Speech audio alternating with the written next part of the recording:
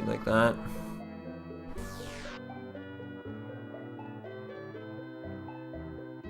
Yeah, this nerd, 3 hours because, well, there is some RNG portions in this run.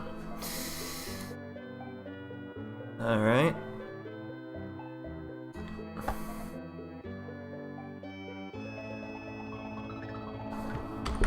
Lufia and the Fortress of Doom. Oops, I actually wrote Doom capitalized. 80% retry, that's what we're doing.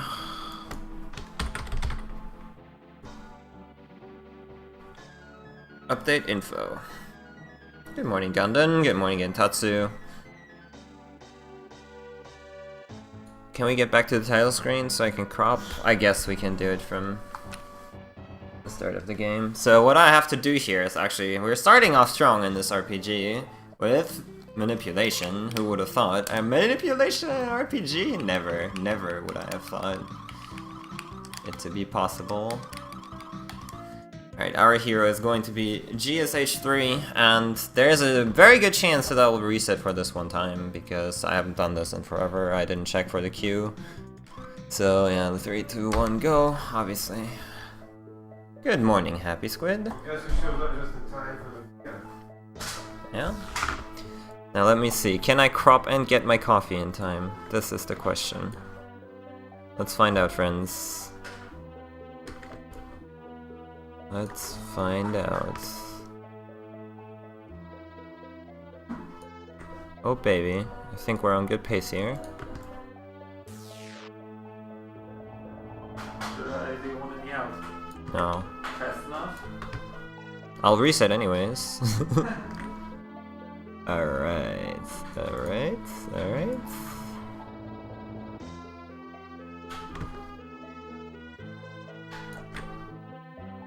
Cool.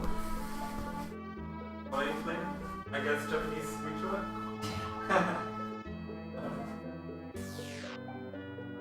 Okay, so we are starting this game in the Fortress of Doom. So using Superboy, she's Batman?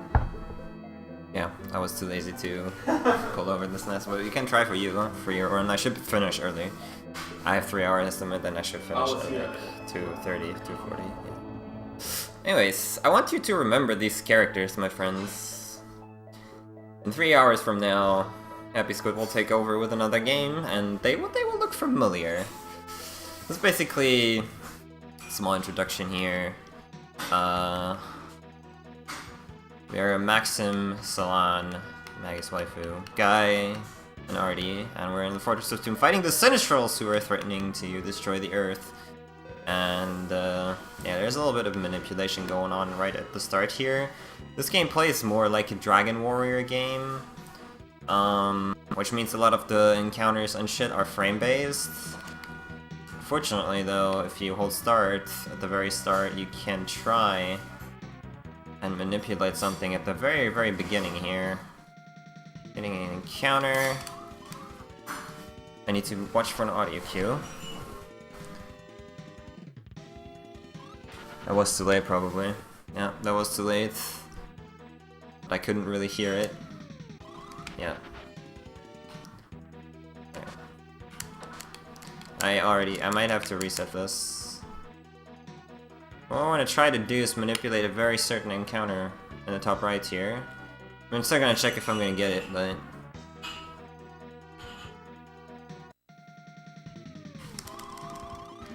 Is this gonna work? Did I recover? Oh my god, that's glorious. If this is gonna work, I'm gonna cry. Because I got an extra encounter. It worked! Are you serious? Okay, sick. Anyways, we wanted this hider encounter and you saw maybe that I got a drop there. That was the strongest weapon in the game, which is really nice, they called the Might Sword, and well, if you played this game you might think, why would you want that weapon for the, why would you go out of your way in the intro when you are getting different characters anyways? to just get that weapon? Well, we're gonna find out in about 10 minutes from now. I cannot believe that I got an extra encounter and it worked.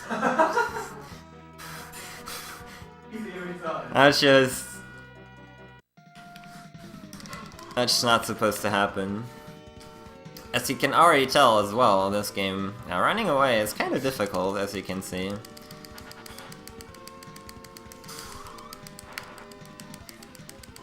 Whoops. And then this is the major time loss for the first part of the game, unfortunately, but we made it there. Oh yeah, let me actually sort spells for Artie, I guess. This is items, this is spells. We do need this at the top, this is mirror, this is trick, I think.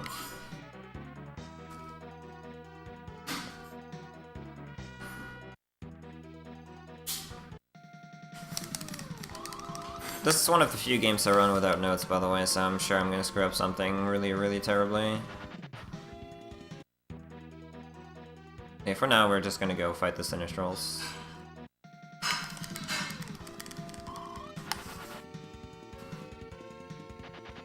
If we ever get there, that is. Oh yeah, it would also be good if you equip a strong weapon, right? Yeah.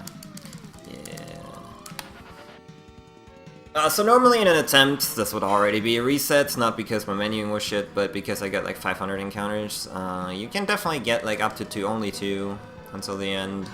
I changed the text speed obviously to very fast, so you can see it's actually fast. Thank you for the host buff.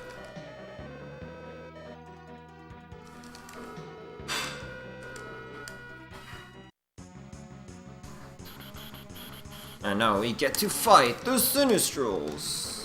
First off is Gades, my boy. Let's see what we casted on him. Maybe it's Dread. It's Dread. Okay, I moved Dread. That's equally as good as moving Trick. So Gades is actually weak to Thunder in this game, which is why Salon is going to keep casting Thunder. This is Trick. They are all going to be pushovers, as you can see we're level 79, and yeah, not really. It's more about optimizing the battles, really, than any danger of, like, dying. Nice crit, though. So I might die next battle, which I guess is sort of fine.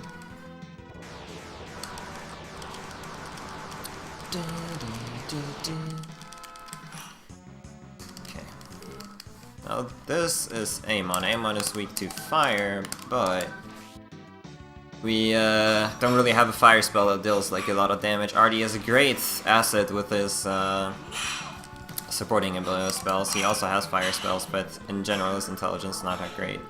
As I mentioned, Guy might actually die here, but that's okay.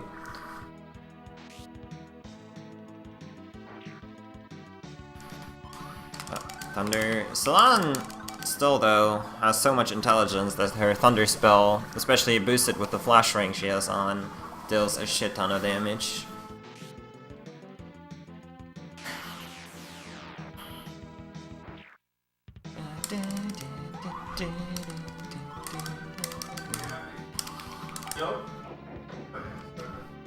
Guy?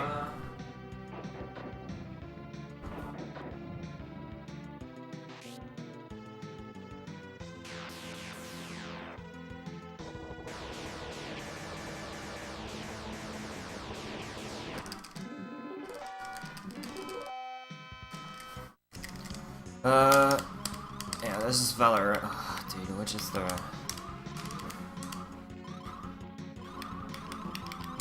You revive? Yeah. Alright. Good morning, Lily. Alright, so Aram is actually resistant against magic, which is why I want to trick Maxim first. We want to hope that she either casts Thunder on a single target, or uses Mirror, which is actually kind of nice. And Aram has not a lot of HP, which is why we're just going to physically attack a couple times and she should get down very, very easily. Okay.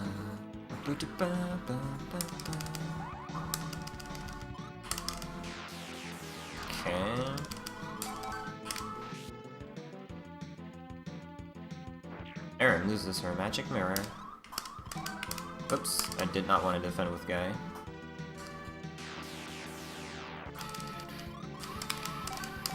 You want to kind of skew it. Normally that Maxim has very low HP after this battle, but I had to revive Guy, so yeah.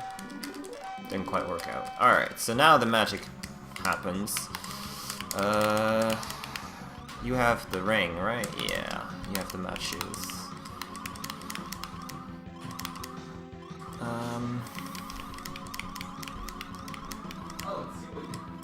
Equip everything. And then the sword, the ring, the shoes. And then we'll move items, miracles, bombs, and... Which one? To kind of guess here, but... No, hold on. There. Okay, sword, ring, shoes, miracles, bombs, and I think this is fine. Now we're fighting Deus! This is mirror. So I unequipped all my characters, and that has a very specific reason.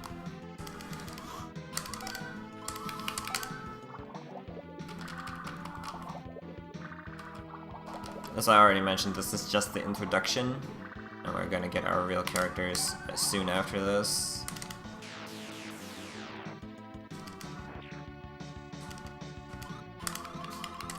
This guy. As you can already tell, Deus and the other Sinistrals, aside from Gades, were kinda stuck casting spells on us, so the mirror spell, which is essentially Reflect, is very, very good. Why would I unequip my characters? Thinking phase. Oh, we'll see. We'll see. Very soon.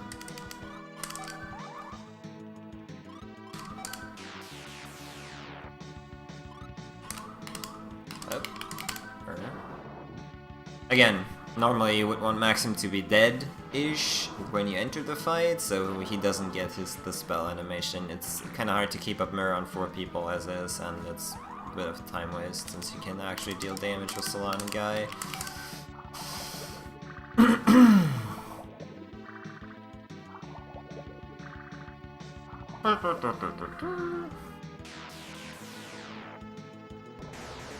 And he gets down. About 2 minutes too late, but hey.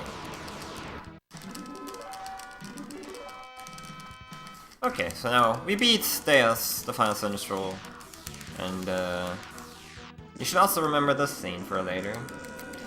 Anyways, they're going to destroy everything with a one final energy burst here, and Maxim and their friends have to defend themselves.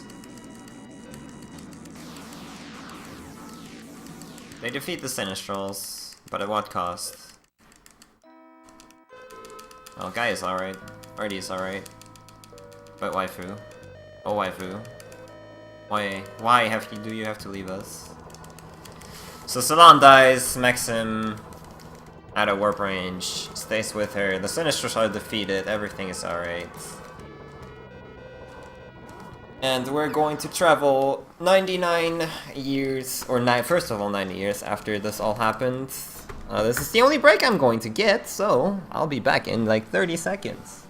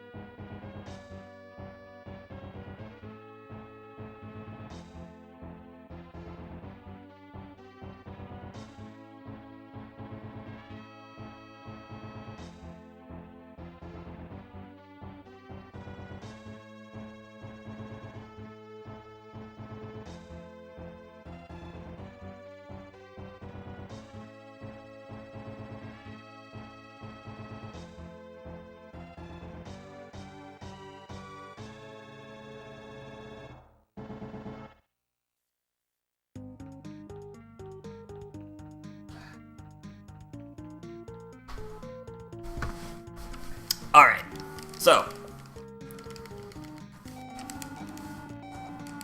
We are in Lufia. We get to meet GSH 3, who is a little kid here.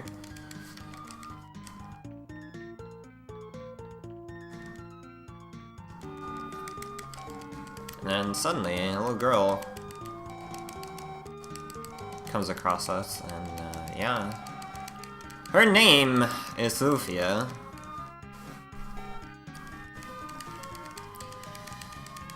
And yeah, she comes out of nowhere, and we're like, huh?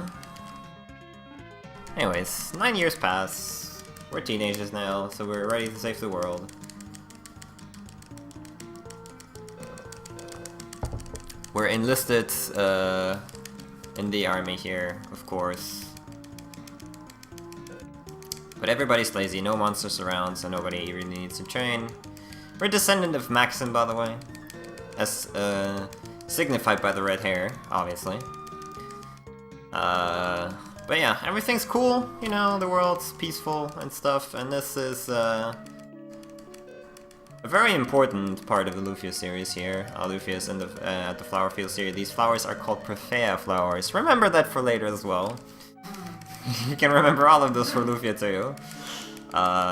Yeah, Prefea is a theme in the Lufia games, the Prefea flowers. It comes from this game, obviously, because it's the first one. Very nice theme. And she loves these flowers, so... And, unfortunately, because of speed tech, I'm playing this on a Japanese version. I highly, highly recommend, even though the mechanics are not the best, or it's kind of outdated, didn't age well, whatever you want to call it. The dialogue in this game, in the US version, is so hilarious, between, especially between the hero and Lufia. So I highly recommend the playthrough. Anywho, there's like 2 flies on my TV, but that's fine. But yeah, after a bit of bickering, Lufia's going to make us a pie, but we overhear these two talking about Charon getting attacked, Charon being a kingdom that is close to ours. So naturally, since we're the hero, we kind of sneak out, and we're gonna try to find out what's happening there. Alright, so you remember me moving around things, right? It's all going to come into play right this instant. We're gonna get control for the first time here. And what is this nonsense we have in our inventory? I don't understand. Well... sell 10 of these until we have 27. And then we buy 1, 2, 3, 4, 5, 6, 7, 8, 9, 10. I'm gonna be super safe, buy a little too many. Then we sort our inventory. Oh yeah, we also have to use our stat potion. Let's find out. I actually pulled over the speed potion, I'm a genius. Alright, and then we can sort items. We have these on 1, miracles on 3 for now. Put the sweet blowers here.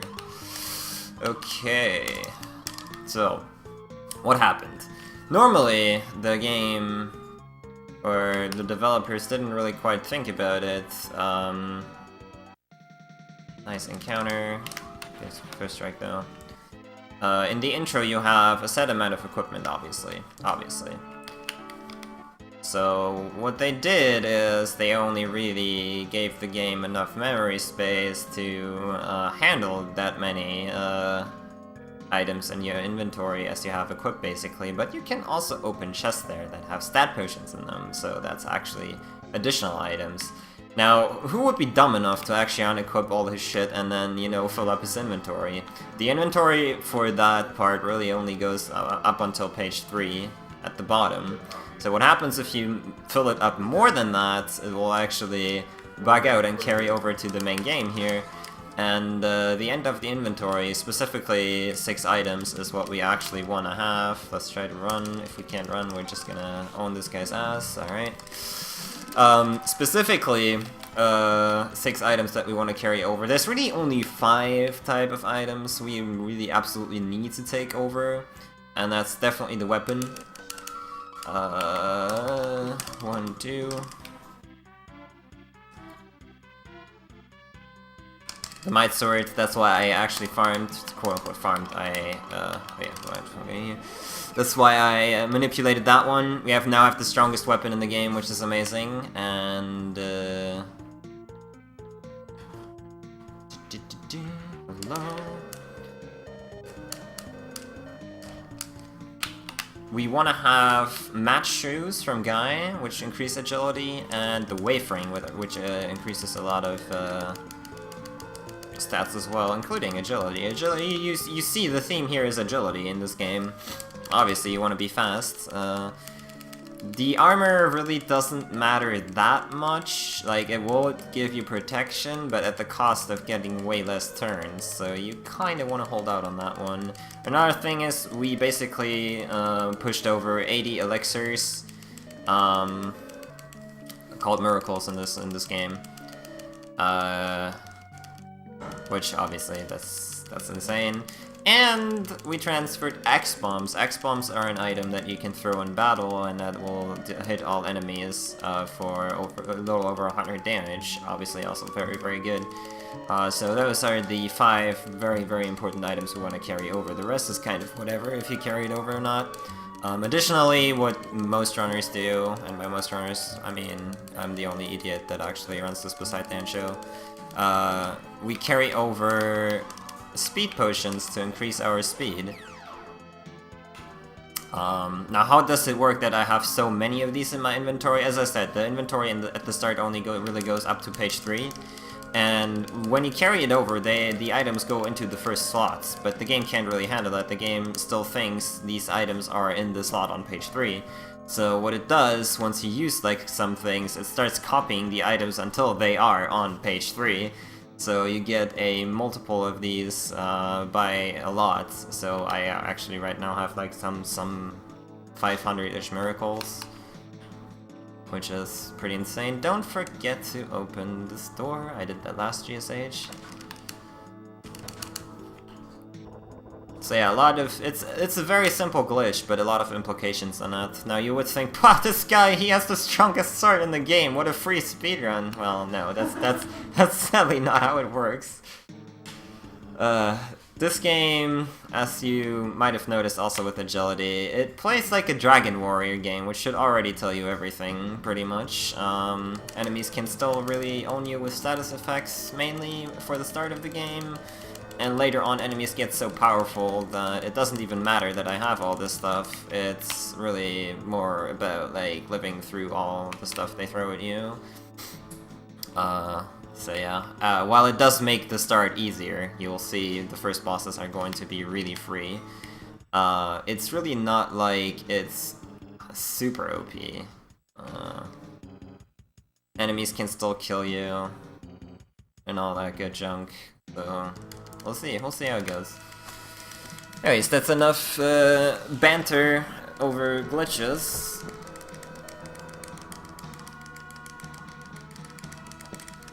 Let me welcome Icer Maddox. Good morning. Thank you for the good luck. Let us kill ourselves. Alright, good stuff.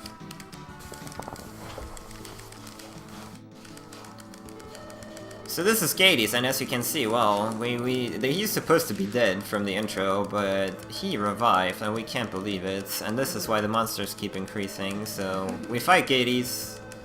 Well, we kill ourselves. You can't actually beat this guy. Like, even with cheat codes, that guy is unbeatable, unfortunately. I want to believe that the reason Gades in Gordovan and Lufia 2 is beatable is because they thought, well, this guy isn't beatable, let's make that guy beatable. But yeah. Anyways, we decide to set out on our journey to actually stop the Sinistrals from reviving, save the world, and Lufia is going to come with us because, yeah. She was kind of mad that we left her behind for the investigation, and then, you know, after a bit of bickering, she decides to come along.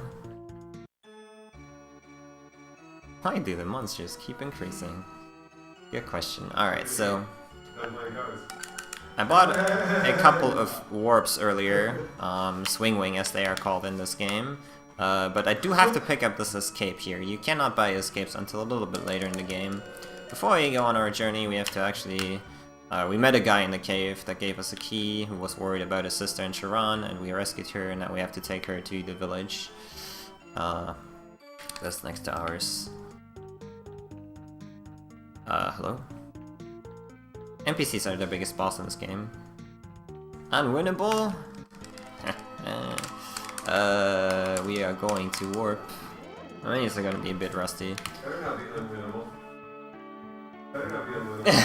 You're not gonna get 100% now today. I'm gonna be here for a while.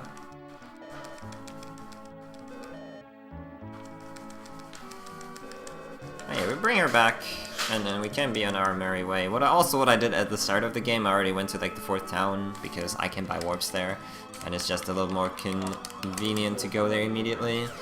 And now also I have the warp point, which just makes it really, really convenient, because now we have to be here, actually, for the plot.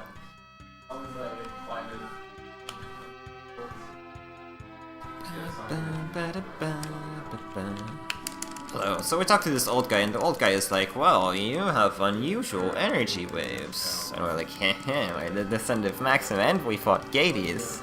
He said, Gades! Oh my god! My commander that I used to train under would be mad if he knew.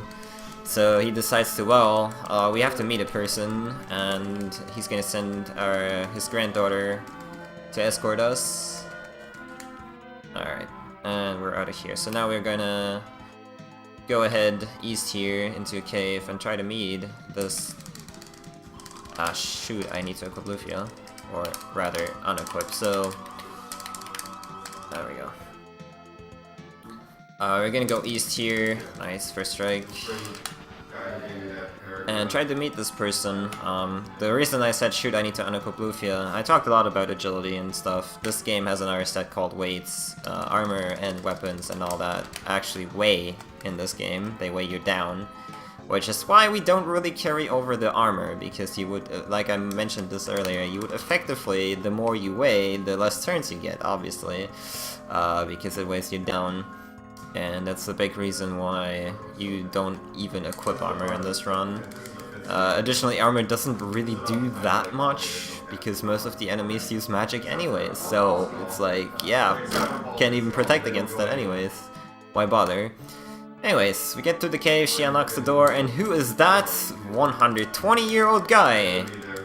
Still alive and kicking.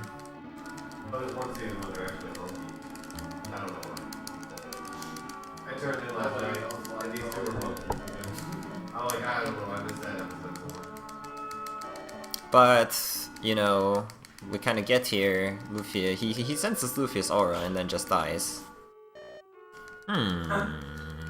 Anyways. Is everyone dying around me? So he tells us to seek out an elf called Artea. They live longer than humans, which is why Artea is still quote-unquote young, but yeah. And he's in Elfreya. And I hope you like trying to go to Elfreya, because that's what we're going to be doing for the next hour. Yeah. First of all, we have to cross the ocean now, and in order to do that, we need a boat. So let's get a boat.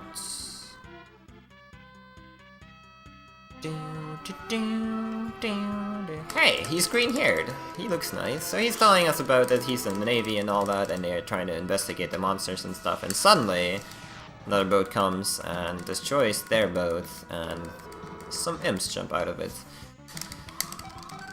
So these are the X-bombs that I carried over. Yeah.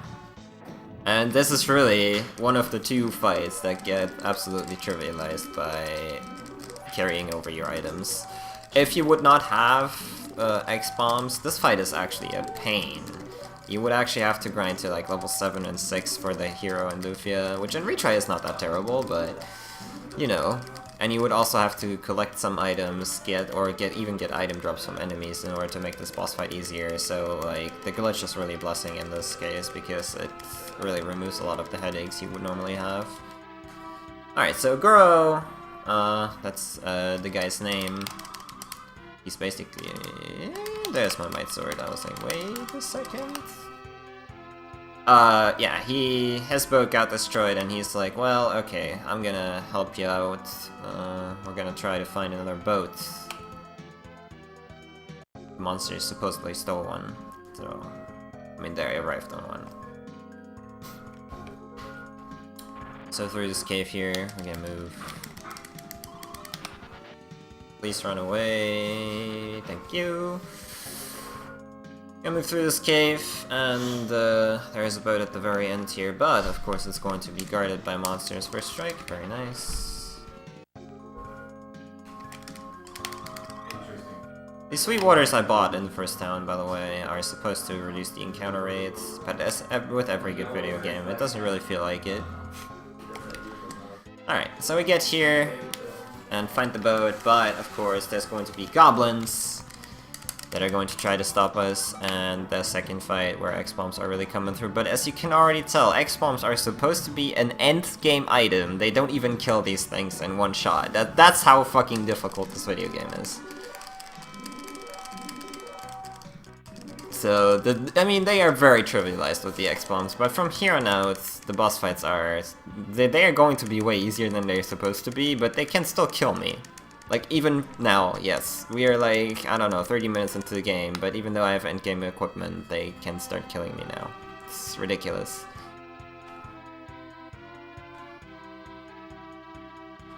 Okay, so we tell the guy that owns the boat, hey, we got your boat, and he's like, yeah, boats!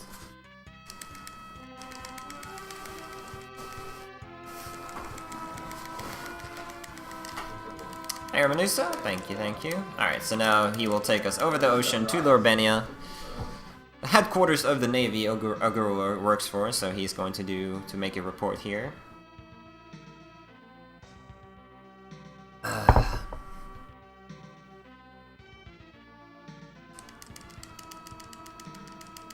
ST3 honk, sadly not in this game.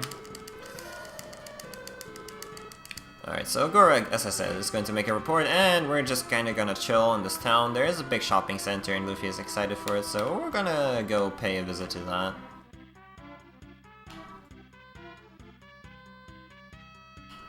Wow, shopping. Insert Genya quote here.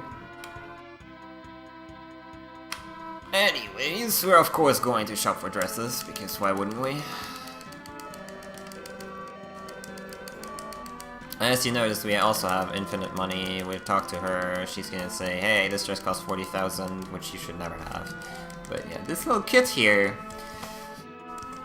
he just runs past Lufia and steals all of our money, which is quite a lot at this point, so, you know, we catch him and we're like, hey!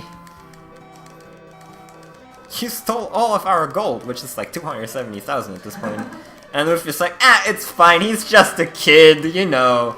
That's how kids are. It's all good. 270k, I don't need that shit.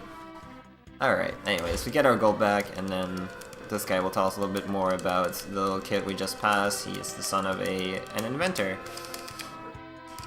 And, we're gonna come back to that in about an hour. Yeah, hour 30 maybe a bit earlier. Anyways, Oguro tells us that he talked to the Navy. They have no interest in doing anything about, you know, the Sinistrals and whatnot, so he's just decided, hey, I'm gonna leave the army and come with you random strangers. That seems like a very good idea. So now we have a third party member. Hooray! That's like 50 bucks, exactly. Can we please run away? Thank you. We won't have this problem very much, like he's... Unless the game gives me 500 encounters! Okay, let's make it. We're in Grenoble, so... We're still looking for clues about Artea, but first of all, we do need to buy these things. I'm buying an item called Smoke Balls right now, and I'm gonna buy a whole lot of them. Too many to handle. Alright, very safe. Estimate there, 1, 2, 4, 5, 6, 7, 8, 9, 10, 1, 2, 3, 4, 5. Very safe on that too. 1, 2, 3, 1, 2, 3, and stone cures. Okay, and then we're gonna sort our items again. We wanna have miracles on 4 now, then we wanna have those smoke balls, power gourds on 5, and the status items. This is actually the stone cure.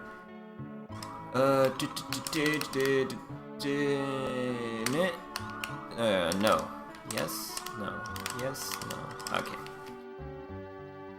So, I'm basically just sorting my inventory so I can access this faster in battle, which ultimately saves time. I put the smoke balls, and once smoke balls do what you think they do, they let you immediately run away from battles, which is amazing.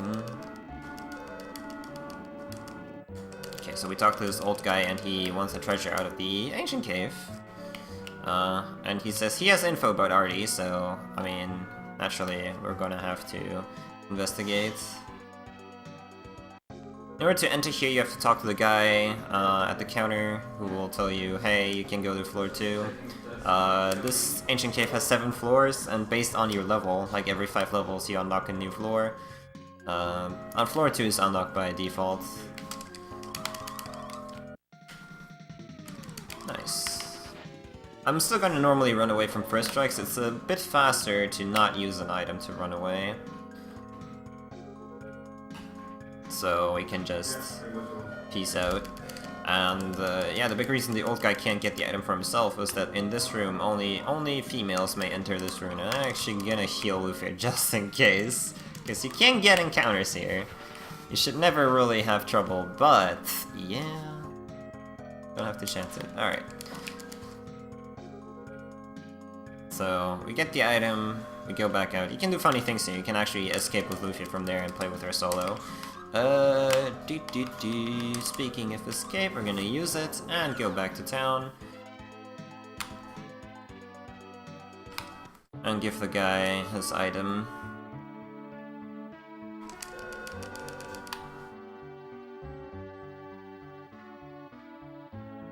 So he's gonna tell us, he said he has info about Artie, but he's going to basically tell us that his apprentice, Artie's apprentice, is in the tower to the northwest of here, so that's where we're going to be going next. The ancient cave in this game, by the way, I mean, if you played Lufia 2, you know ancient cave 100 floors. I already mentioned it, it's based on level, 7 floors. Don't kill me. Thank you.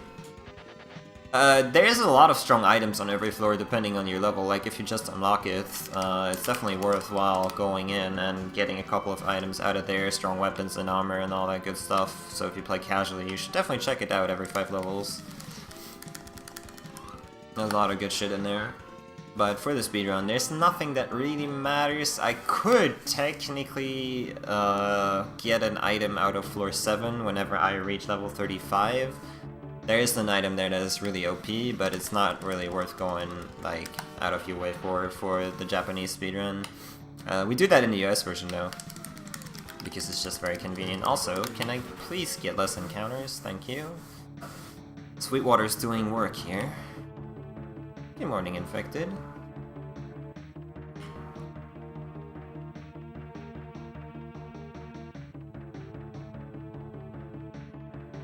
The game listened.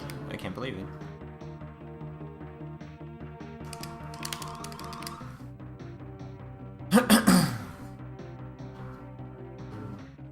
Let me actually heal, because we don't get a free heal, and this guy can actually kill you. He's Artie's apprentice, and he's like, what do you want with Artie? Like, okay, if you want to know something, let's do one-on-one duel. Alright. Bam. Don't even one-shot him. Yeah, what you're normally supposed to do, this guy is weak to sleep, and you're supposed to buy items that put enemies to sleep and then kill him that way. This is a boss where a lot of people that play casually actually already, you know, say, well, this game sucks. Because the guy is really powerful. Even if you are leveled, it's really, really hard to kill him. So, yeah, oh yeah, we're gonna open one of these. We're gonna also gradually try to fill up our inventory with unique items as we move along. Nice. Again, first strikes, it's faster to run away than to use a smoke bomb, saving a couple frames. Really nice. No, we're trucking along. He basically said, well, there's 3 towers that you need to go through in order to access Elfrea, so we kinda have to like move all the way there in order to be able to get to Elfrea. Alright, Sweetwater runs out. Felt like it was already running out, but it's fine. So first of all, we're going to be visiting this little village here. Nobody even tells you to go here or that you have to go here, but you do have to watch this little cutscene where little Mark here is worried about Reyna, who's been sick for a while, and Mark is going to try to go to Medan, which is the neighboring kingdom, and pray to the Hope Ruby for Reyna to get better. How sweet.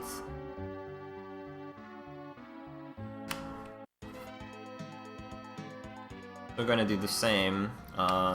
Normally what we want to do is like go more east, but the guards there will block you and say, hey, sorry man, there's like some kind of investigation going on or something, I don't know. And hello, please let me go. You can pass. So we're stuck here, we're stuck in Medan, but there's one good thing, we can actually buy escapes now, and mystery pins, which one? This was mystery pins, okay. I probably need more than some. Mystery pins cure paralysis, which is really, really nice, and important for the final boss of the game. But yeah, we see Mark here, who's running a little bit in stress. We're like,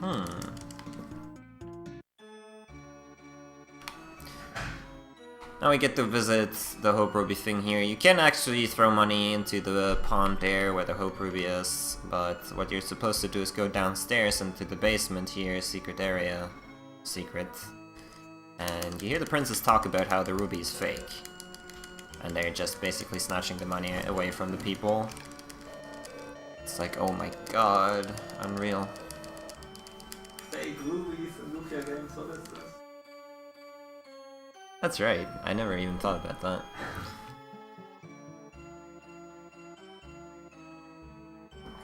Well, the real ones still exist, spoiler alert, but yeah.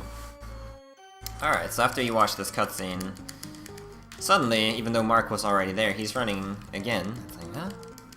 What the hell? And this guy is gonna tell you, he stole the Hope Ruby, or whatever it is. I don't even remember the name of the ruby. I'm just gonna call it Hope Ruby, because that's going to be important later. These are escapes, these are warps. My inventory management's not great, but we have to go back to the village, try to confront Mark here, and he's like, no, Reyna, she went off, and we're like, okay, we're gonna save her. So she went off, looked kind of like a zombie, she went off into this cave up here, which is the Ghost Cave.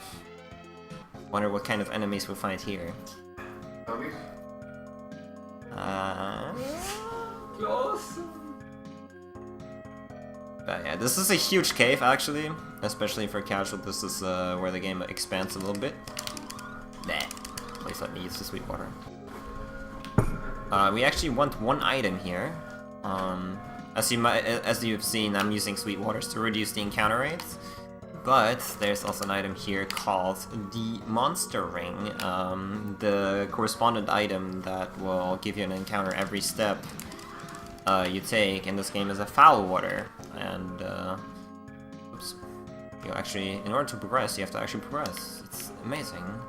Anyways, these foul waters are actually important for grinding. Now the easiest way to get one is to actually pick up this monster ring here, but how would that work? Well, monster rings actually reverse the effects of sweet and foul waters, so once I equip it and I use the sweet water, it will actually act as if it was a foul water and give me an encounter every step.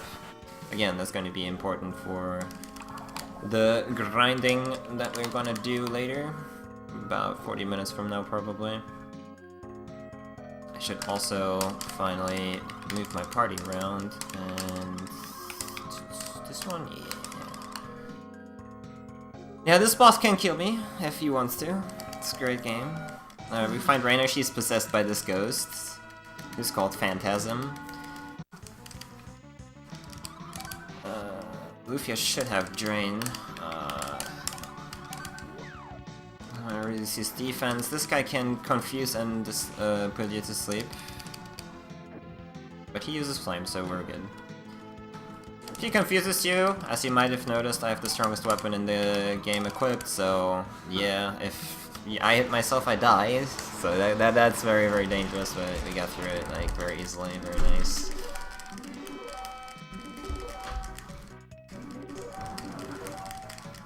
Good. See, we safe, Reina. Everybody's happy. And she's also suddenly cured from her disease. It's amazing. And we did a good deed. We get a cookie? We don't get a cookie. We could steal their stuffed animals on the shelves here, but we're not that bad people. Well, if you're not gonna give me a cookie, give me your damn animals. There's actually, I believe, a stuffed pig and a stuffed dog in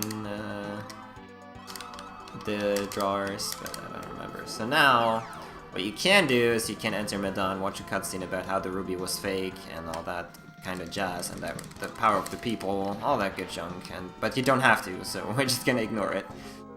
I'm actually curious if that activates if I'm in the late game, if I can still watch that cutscene. Maybe I'll find out later if I feel like it. But for now, we're gonna continue.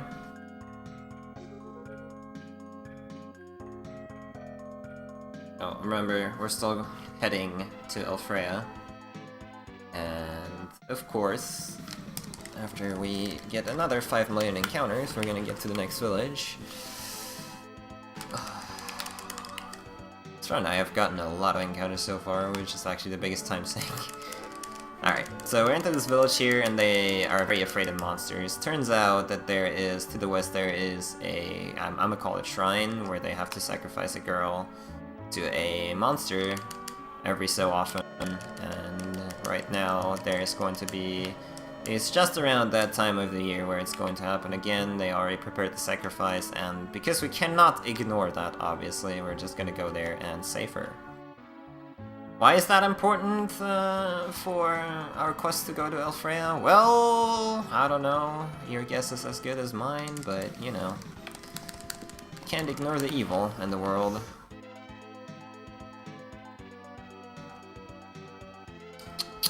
Oh, if you're curious, there's like, if you play Dragon Warrior games, I said this plays like one. There's all these different tile sets, which in Dragon Warrior games that usually means you have different encounter rates. In this game, you don't. It's always the same encounter rate, no matter where you walk. Too much programming in order to make that work, I guess, I don't know. So now in order to get access to the shrine to the west, we have to go here and get the key in order to get through a cave to get to the shrine.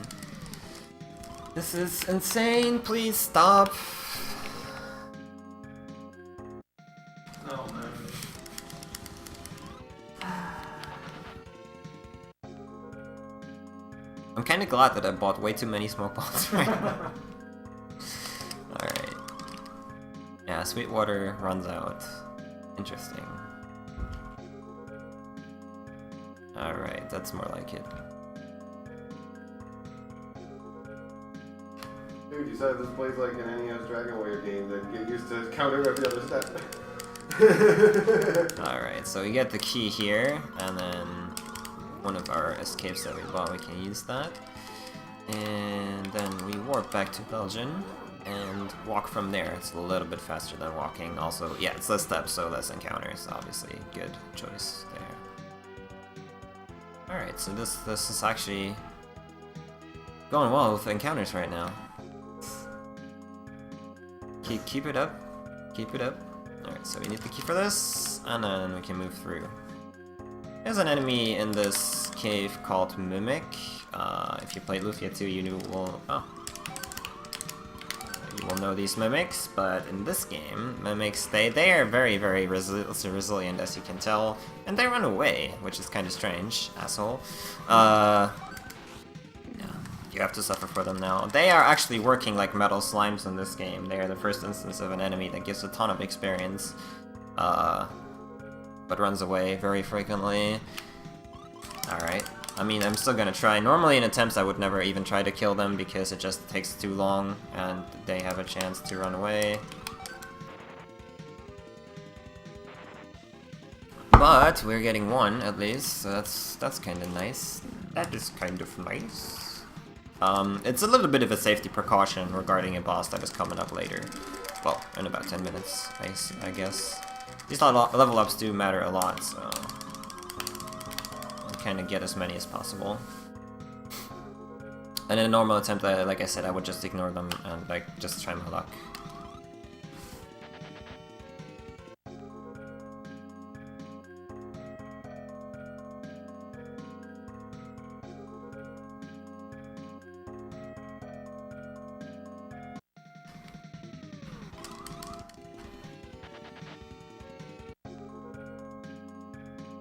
Alright, made it through the cave, and we're about to go to the shrine where the sacrifice is supposed to be held.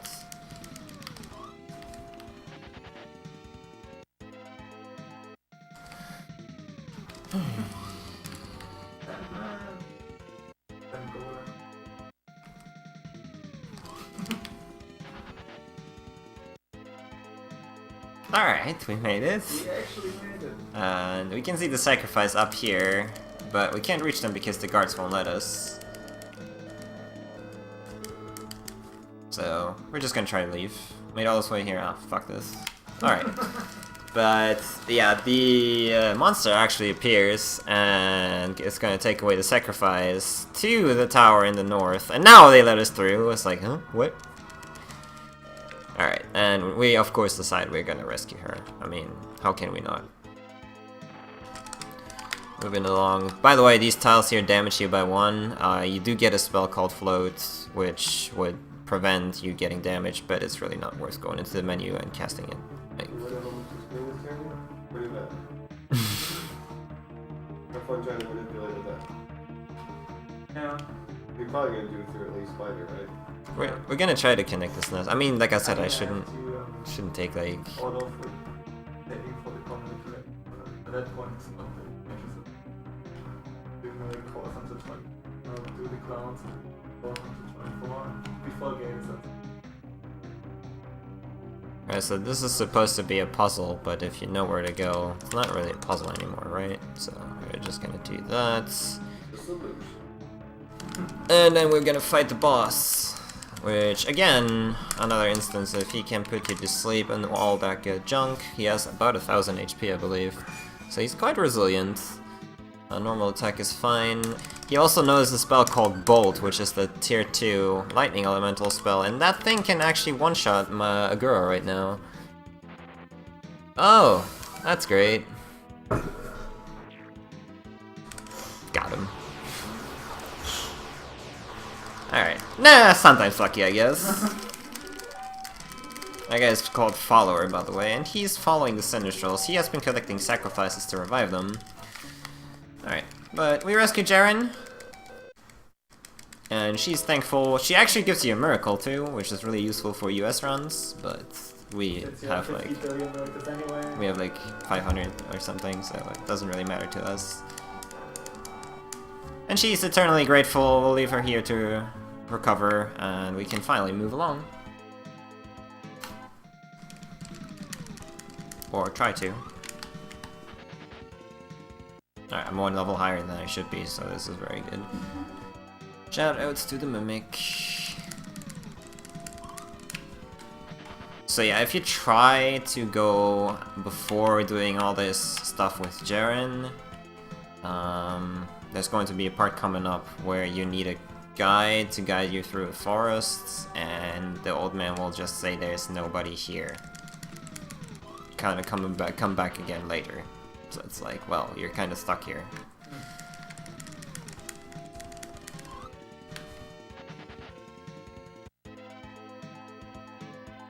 Like right here, we're supposed to recruit a guide. He's like, well, there's only 1 left now, after we done the Jaren side quest. And what do you know? It's Jaren! How did you get here so fast? This forest to the south that you need a guide for, only elves can navigate through it. I mean, it's going to be a maze, I promise. It's going to be a big, big maze. But yeah, Jaren's still very thankful. Gives Hero a kiss here, and Lufia's getting a little bit jelly. Just a little bit. Just a little bit.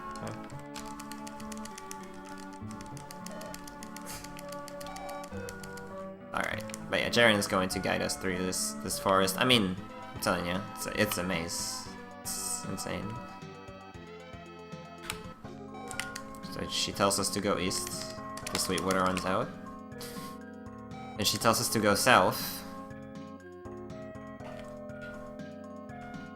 And she tells us to go west. And then we're through.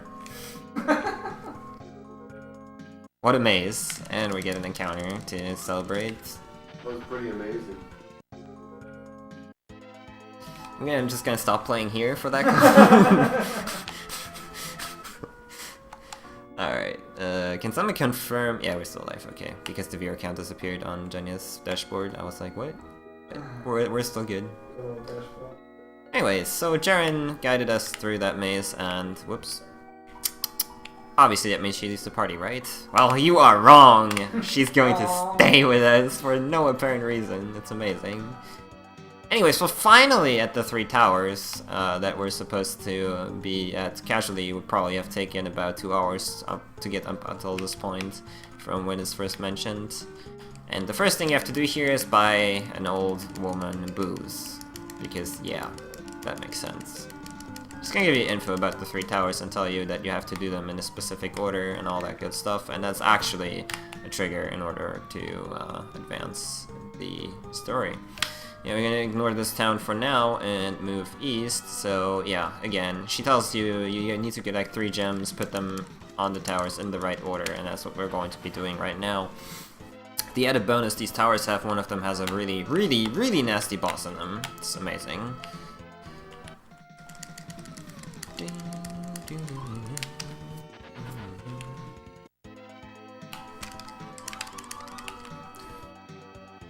Which I might even die to, who knows, but, I mean, I did get 1 extra level, which should be all I need, really, but we'll see.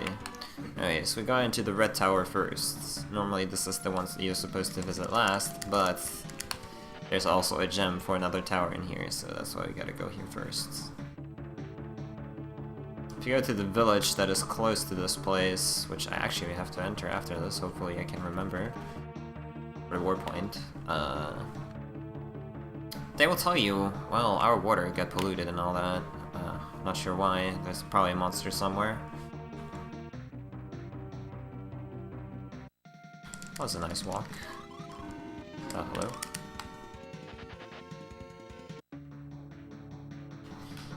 Okay, so we're almost at the top here. And the hardest, or one of the hardest bosses in the game is waiting for us. Gonna heal.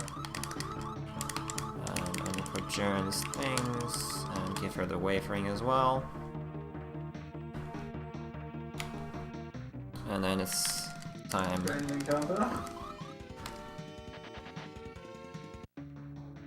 Alright. For this guy. Now, try to use Drain on him. This guy knows a spell called Water. And that's tier 2 elemental water spell. And if he uses it, you're going to... Okay, that's good. Jaren can just heal herself with a miracle.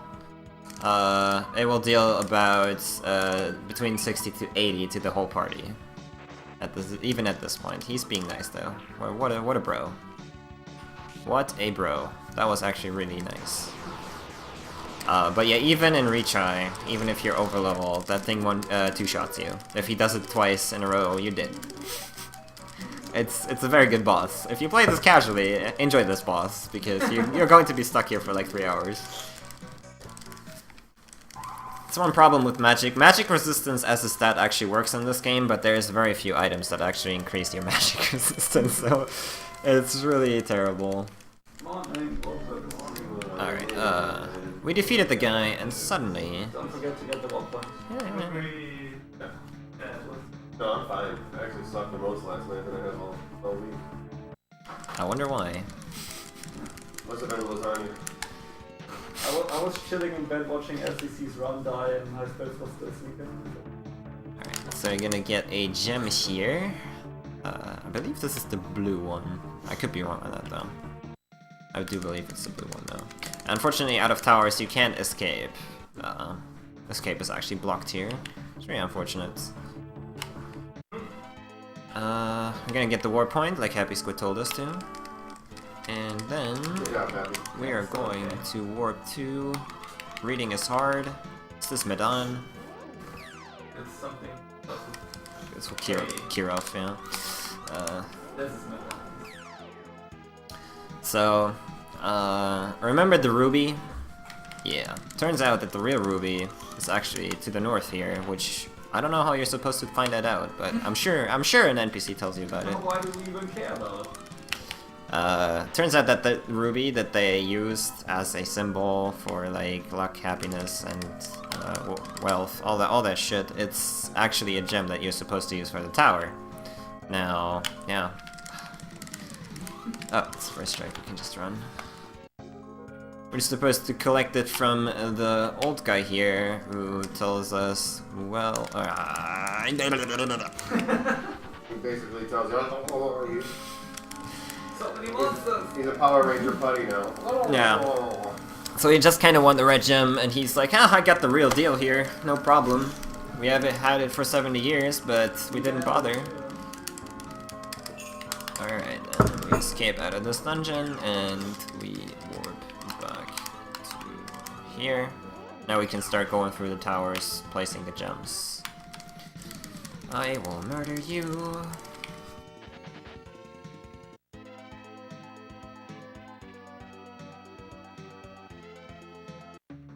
Alright.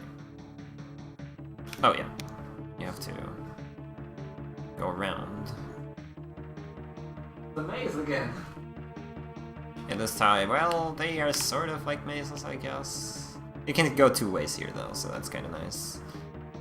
Yeah, we're gonna place the blue gem at the top.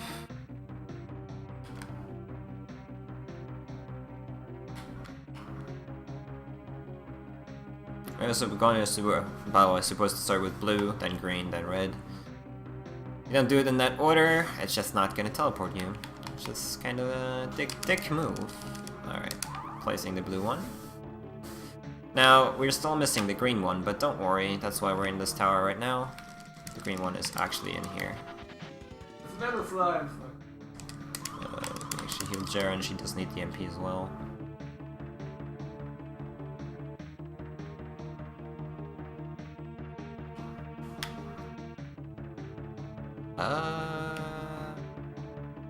Huh?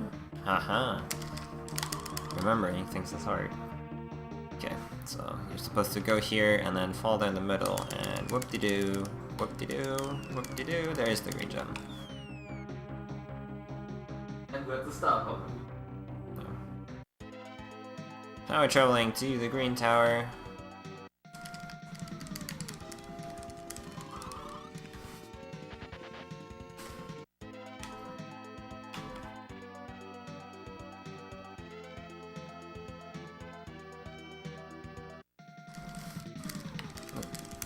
At least getting a lot of strike first, which is, again, saves a couple frames over using a smoke ball. Alright, so green tower, very simple. This tower actually doesn't have a gem. So we're just gonna get to the top and then fall down again. This one? Yeah.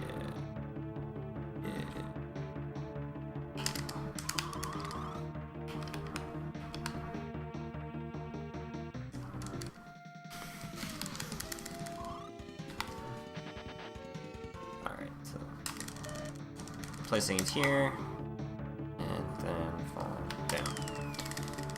Now we're gonna warp to the village we just saved, and go back into the red tower. Yay!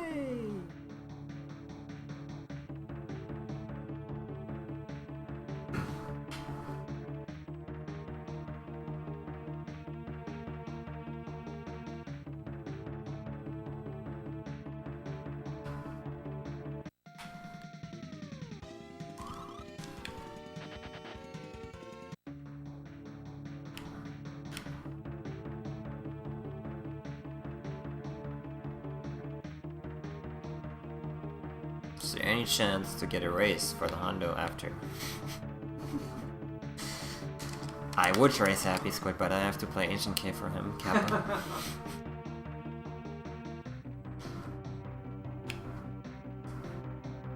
Alright, so we place the red gem here, and all of a sudden, Jaren knows how to cast Elf. It's an actual spell that will port you to Elfreya.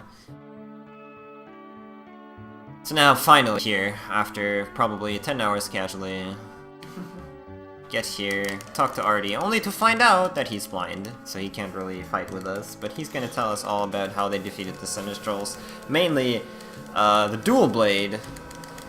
the weapon of legends that we now have to seek out, and he tells us it should still be at Doom Island. Doom Island at the bottom of the sea right now, obviously.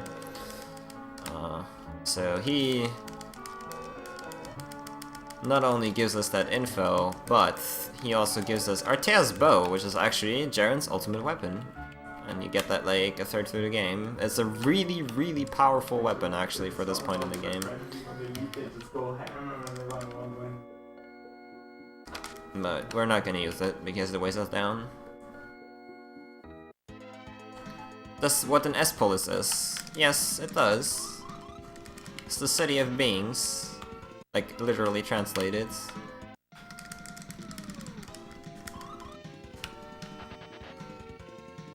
Which is like loosely Doom Island. Come on, man! Like, I mean, yes, high encounter rate, but please? Really? Like, I mean... How can we make this more like a Dragon Quest game?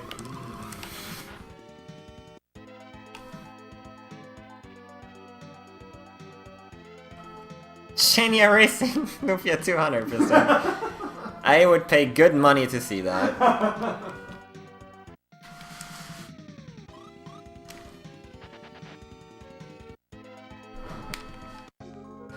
I mean, I'm gonna be here for the run for the most part. For Happy Start. No, do I remember how to do this? Free video game, free video game, free video game. Alright, free. There's invisible walls if you don't walk the right way that will block you out. Well, I remember though. Late, but I remembered. But yeah, I mean, I'm gonna be here for most of Happy's run anyways. I do have to finish routing Breath of Fire. So you actually have to talk to that old guy there in order to advance the plot. Because otherwise, this guy will not be available to talk to. He's supposed to fix a bridge to the west that we need to use. But we first of all need to get his assistant, otherwise he can't work, which is okay, that's fine, you know, I mean... Can't do the work all alone. So now we have to get his assistant, who is in the southeast. Again, normally I would ignore these, but...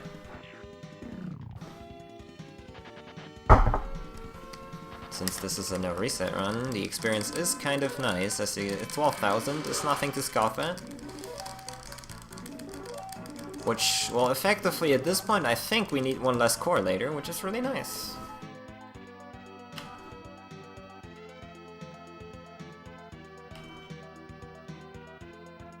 Why does everyone pronounce Genya as Genya? Because it's pronounced Genya, yeah. I mean, I love people. I know people love to say Genja or Jinja or whatever. I know that you would like that to be the pronunciation, but it's not. All right, so we found the assistant who was here in Leiden, city of like cooks and stuff, to eat some food. But yeah, we tell him, hey, your boss needs you. He's like going, yeah, I didn't collect that one, so that's right. So yeah, now the guys can go fix stuff for us, which is amazing.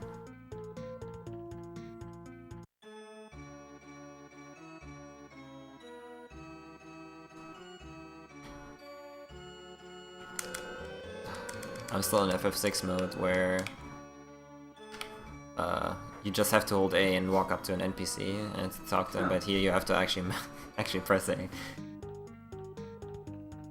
Alright, you out of my way. So they tell us, hey, can you kind of check out the bridge? Because, I mean, we kind of need to know the damage. And I'm like, yeah, I guess we can do that. Okay.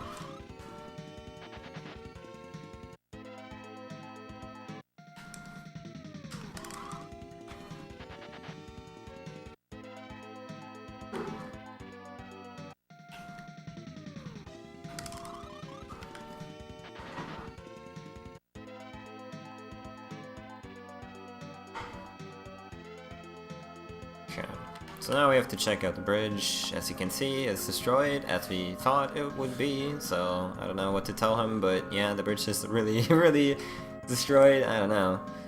I can talk. Oh shit, it looks like crap. And now we escape. See that from above. Yeah. So before we continue though, there's one little thing we want to do here. You could technically also reach this from the castle, but it's a little bit faster to go this way and then go here to reach Shayalep number 1. The reason we actually want to be here is just to collect the war point for later. Whoop. Alright, so now we got that. Is still here. Still there. I'm gonna tell him and he's going to fix the bridge immediately. I mean, there's probably not much more we have to do at this point, right?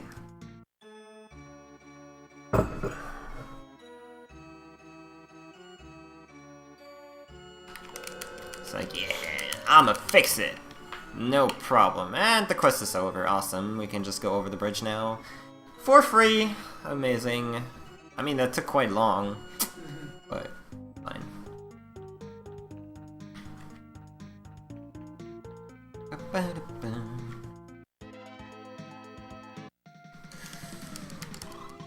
It's also definitely not an issue that you get like 500 encounters on casual here.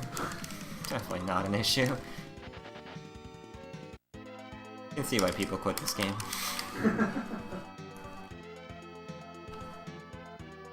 What's this? As a kid, I didn't even understand English, but I did play through this game. Dang. I did make it.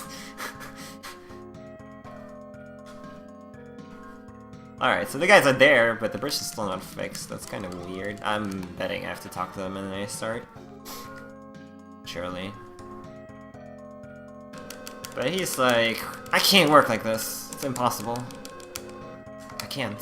So what we're supposed to do, we have to re-enter the cave here, and we have to watch from above how they built the bridge, which doesn't make sense at all, because, you know, yeah, they're really making you do that, and yeah. You can't reach the bridge from this part of the cave if you enter from this side. You can just watch from above, so what we're gonna have to do is we're gonna have to exit out and walk around again. Great video game. Very great video game.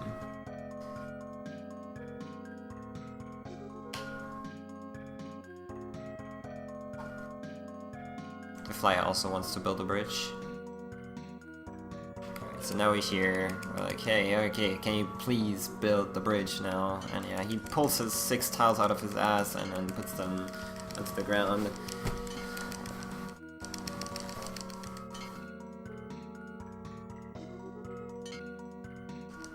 It's done! Yay! We made it. Alright, and yeah, like I said, we have to escape now. And walk around. That's the most tedious quest though, like really. I mean, there's another quest where you have to collect a lot of items, but at least you can walk through different dungeons and don't have to warp out like 10 times and to go to different spots in one dungeon.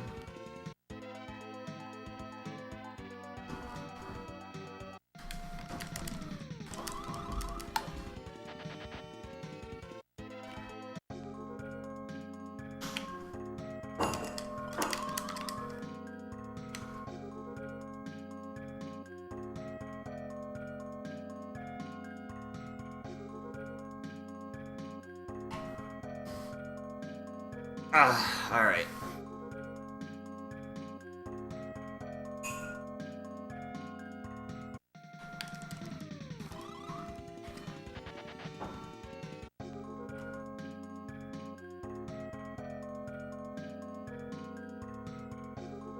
So walking through here, and we're coming across a locked door soon, TM. Right here, and it tells you to say the magic words, and if you're powerful enough, you can actually open the door. And so Jaren tries with her magic, she can't. The hero tries with his magic, he can't. But Lufia, boom! Thinking face. Anyways, yeah, she can open the door so we can actually pass here. Who put all the treasure in the cave? That's a good question. If you know, please message me. Because I have no idea. I mean, maybe the monsters are just really organized? I don't know. They're like, hey, we gotta store away our stuff, you know? And then the brutes here come collecting all the monsters' items. Anywho, we go to this village, and we find prefer flowers. Remember that for in about an hour, 20 minutes. Lufia, of course, in trance. Because she loves these flowers. It turns out this is a mage village. Like, there's a lot of mages here. But the elder of this village is actually to the west, as we find out by this guy in a tower. So, in order to consult him for information, we have to go there.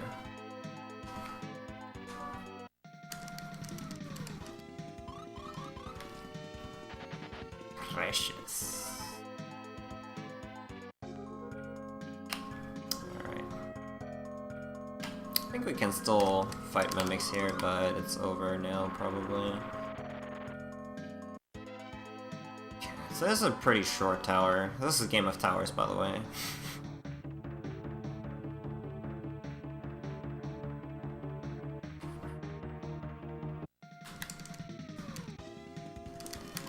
These archers are, by the way, really dangerous. They can throw high arrows at you, which pierces defense. Not that we have equipment to in the first place, but yeah.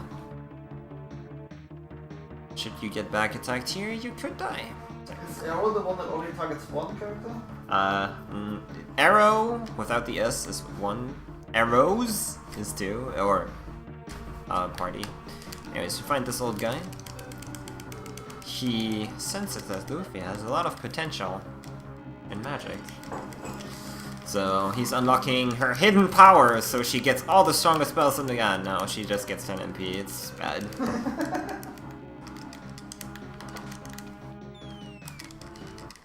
She doesn't really need it anyways. Like, I'm under level and I have over 100s. But now is the time to finally make the use of this war point, because another info the guy gave us is that Professor Shaya returned to his lab. Do you want to mash from me? Because this is like a very long cutscene and I can... So what can... only A? Oh, yeah. Just mash like you never did before, but the guy basically just... we try to get a submarine in order to go to Doom Island.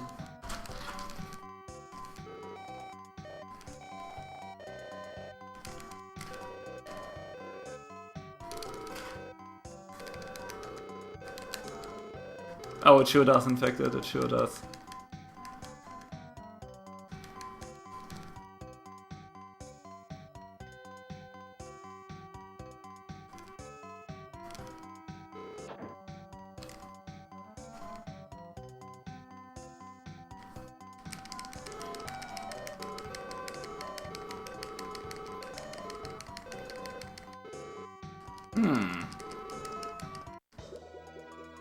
Alright.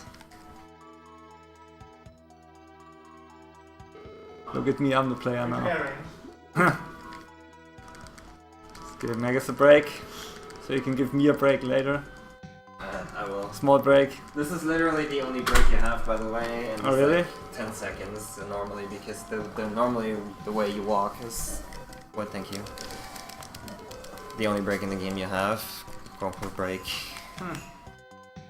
Alright, so anyways, this guy, we visited him in order to get, I don't know if you chat heard that, but to get a submarine. We do get the Falcon here, the boat. But it's not strong enough, or it leaks underwater right now, so we need to bolster it. Yeah, you can actually... You can get encounters on the sea, and it seems like it's more, but that's because you move faster. So, like, it's more annoying because you get more encounters, but it's to be expected.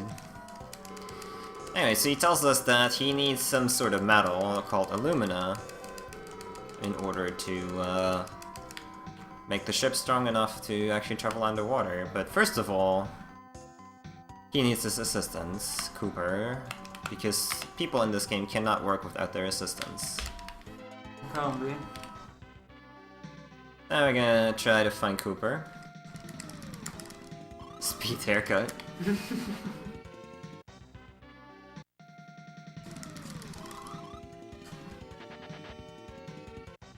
Yeah, as you can see, it seemed like I got an encounter like immediately, but in reality I made like 8 steps. Seems like a lot, but you know, it's because you travel faster on water.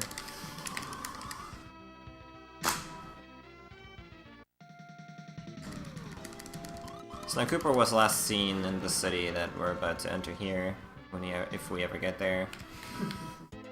And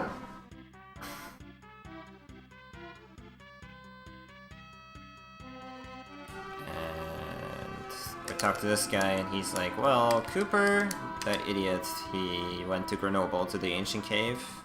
That's the only instance in the game where you can prematurely enter an ancient cave. The longest one, Grenoble. Yeah, prematurely enter a floor. As you can see, I'm like, what, level 19? I'm not supposed to be able to enter floor 5 yet, but Cooper is on floor 5. So, we go here, we will just forcefully say, hey, we gotta enter floor 5 because there's a dude there. And he's like, alright, well, fine, why not? You know, it's okay. I guess casually you will never ever be underleveled here, probably. Let's actually take the boat to reset encounter rate. It's not really faster, but yeah. Yeah! That worked out very well. Anywho. I guess this is another break I have, because instead of going to floor 5 immediately with the animation, no, it's actually going to go down until floor 5.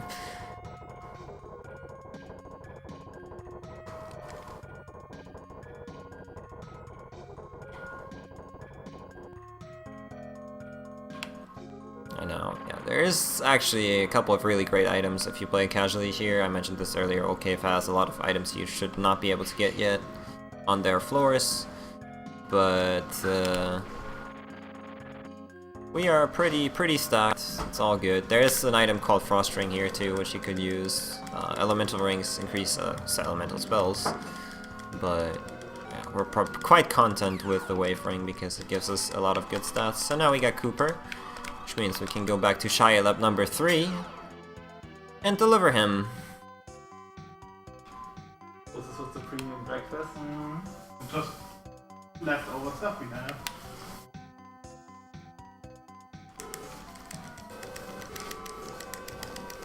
So we can set out on our quest to find the 7 pieces of the 7 Dragon Balls. No, the 7 pieces of Illumina, which are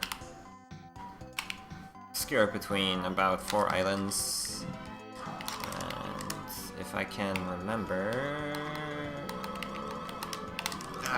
you. Damn it! Should have entered the boat beforehand. This was actually the right spot to warp to. So if you warp here, it's the fastest way to get to our next destination with a few steps, which is always nice because it should, in theory, give us the least encounters. If we warp on the boat, are you actually still on the boat? Yeah, you're still on the boat, that's why I should have... I always forget that though. I always forget that. I will put you on the right side there too, but as you can see, we're immediately here. We're just gonna enter this town right now to get the warp point, and then we're gonna go back on the boat. So one piece of Illumina is actually hidden down here. Down this river, and a kingdom. Not bonking very hard. Alright.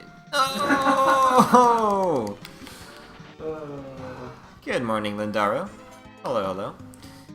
But yeah, the king of this kingdom has a piece of Illumina in his treasury, and how do you access treasury? You have to make the king happy. Normally what you're supposed to do is you're supposed to find this guy some food because he can't taste shit anymore. Well, specifically, you need to find flavor for him, basically. How do you do that? Well, if you remember, we collected the bridge builder's assistant in a town called Leiden, which is the town of cooks. That's one too far, I think. Yeah. It's fine. So So yeah, now we're here, and supposedly there is a wizard here that can magically make anything taste good. So yeah, we're collecting this charred newt here. For no reason, obviously. But, yeah, so this guy tells you that he even tells you now that you have to go to Purple Newt Cave in order for him to make the magic flavor. So that things will taste amazing. Now, Purple Newt Cave, you might be able to tell, we picked up a charred newt. This is another little glitch that you can also do in the US version. You're supposed to fight an enemy called Purple Newt, a boss, collect him, and then bring him back. Only for this guy to tell you that it's actually all a fraud, but, you know, you can just tell him and the power of psychology, all that shit. Yeah, but if you talk to him and have the charred newt in your inventory, which is a normal item, you can just go to this cook right here, and, well, no, it was actually here. No. What? I went up again, yeah, it's fine. This is fine. Here? There we go. You can just go to this cook here, and he will cook shit for you with the magic flavor that you don't even have. I don't know why this works. I guess the flag is on newt or something. I don't know. It works, but yeah. The king will be happy and let you take the treasure of the kingdom, of course, because he finally tastes it again, even though it's all just psychology, basically. I love how the game stays true to its like origins. Like, okay, I'm gonna cook the food for you. Let me grab my assistant real quick, and then they do cook the food together. That's right. That's right. Okay, so this guy will now let us pass. And we basically skip the dungeon. One of these is Illumina. As long as I open those, it's fine. We still want to try to actually fill up our inventory. That's why... Okay, we're good. That's why I collect a couple more chests there. There's actually a couple good items in there. I mean, there is also very bad items there, like a rapier and or a dagger and a fry pan and all that. But there's also cargo sword and cargo equipment in there, which is really strong for this point in the game. But we obviously have the strongest weapon anyway, so we don't really care. So that's the first piece, which easily taken care of. Now for the next ones. You actually have to walk through these dungeons. There's 3 islands here that are supposed to have pieces of Illumina. Okay, I also have to heal, because there's also enemies I want to fight here. And 2 of these islands are actually connected with teleporters. I know one of them is named Ulip Island, I forgot the other name. But yeah, we have to take out a couple pieces of these dungeons here. Additionally, this is the spot in the game where we want to start grinding. Just escape. Because there is an enemy in these dungeons that is called Red Core. You will see them again in the next game, but in this game they are even better, because Red Cores give 50,000 experience on retry if you kill them, which is an insane number. So, and we do need to reach level 28 on Jaren in order to be able to fight the next couple bosses. So ideally, I'll kill about 4 of those. Because I've killed a couple mimics already, I probably only have to kill 3 in order to reach the level threshold I need, but we'll see. So ideally, you get them while you walk through these dungeons, and then you don't have to grind anymore, but remember that I collected the monster ring earlier, which would technically enable me to actually force fights and then try to get them, if I don't get them beforehand. Cores in this game are really nasty, actually. They have about 120 HP, which is a lot because you can deal 50 max at a time. And they also run away, of course, if you don't kill them fast enough. But it's the most efficient way of grinding, no matter what you do, so we're gonna do it. Alright, this is another piece of Illumina. And now we wanna try to go to the other dungeon via another teleporter. Core! Alright, this is it. Huh! Good damage. Now I need to be lucky that the core doesn't run away.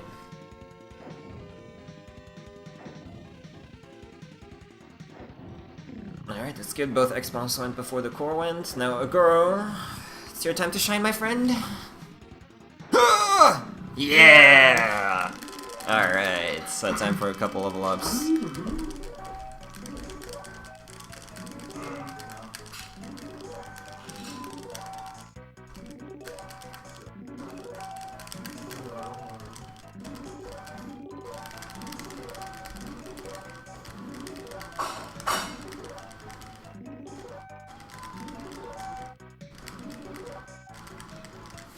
We're done. Always seal up. These cores, I actually know a spell called Thor, which is basically it's the same as the tier 1 elemental spell, lightning elemental spell, but it hits the whole party. So, and it's going to deal like 30 to 40 damage. If you can imagine, if they go like 3 to 4 times, they can actually kill you, which is yeah, it's kind of bad.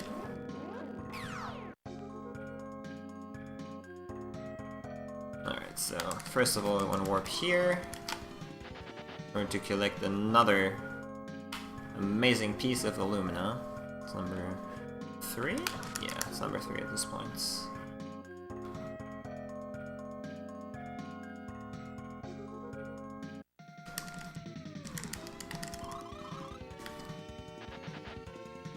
Those fast Aguro level ups. Agreed. Alright. So now we'll walk down. And there's a switch down here that will actually change the destination of the teleporter upstairs, which is why we are now going in here. And choose the second option, which is have to switch down.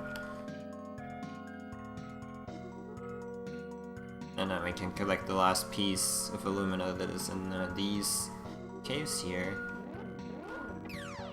Remember the door that I opened earlier? It's now accessible from here.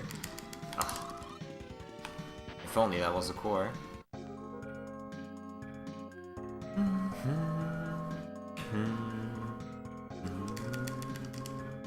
Wait, right there, and then we can escape. That's all of them here, that's 4 in total. But we do want to warp back here and sail east for a little bit. We can go through. And you can see the boat. So one of the residents of the town went here. He's supposed to have another piece of Illumina, and there's one more here in the cave itself.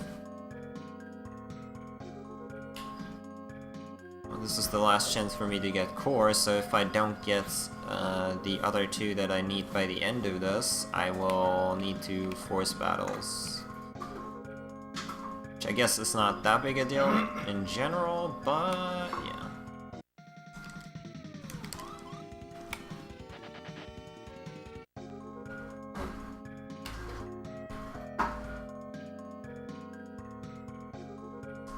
So here is the 5th piece of Illumina. I guess I don't really need to use Sweetwater here, but yeah.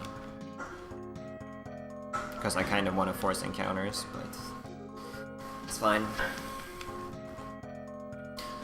Another upside of getting the encounters before I have to force them, again, I have to equip the monster ring, which will actually remove these setups from the wave ring, obviously, because I have another item equipped. So there's that. We're almost through, unfortunately.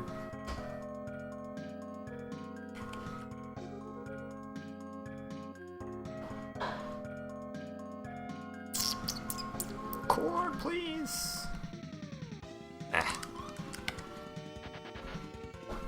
So we'll have to force some battles, that's fine. Yeah, let's do that later, I guess. Alright, so this guy, he got stuck here by falling down. There's a lot of traps actually in this dungeon, but because we bail him out, he's going to give us the 6th piece of Illumina. So this is where you would normally go to the last island that you're supposed to go to, that has the 7th piece, but we have to grind. So yeah, here we go. Trying to find course. Hope you enjoy the battle theme, because it's gonna start 500 times, right? Oh, baby. This is actually sort of dangerous, because the heads can go before me. He fled. What a bitch. But, fortunately, as you can already tell, Lufia and German became very, very slow, because, using items actually takes a lot of time the higher level you are, while attacking normally, if your weight is very low, gives you a lot of turns back to back, and since the Might Sword doesn't weigh a lot, a Guru and the hero are really, really, really fast, actually. So as you can see, hero will probably attack first here, yeah. 8 damage, great stuff. This is probably not gonna work out well for me, but hey. And yeah, another downside of leveling, the enemies level with you, so their stats actually increase a little bit. And that's why stuff like the vampires and the Hades skulls will actually be able to go before me.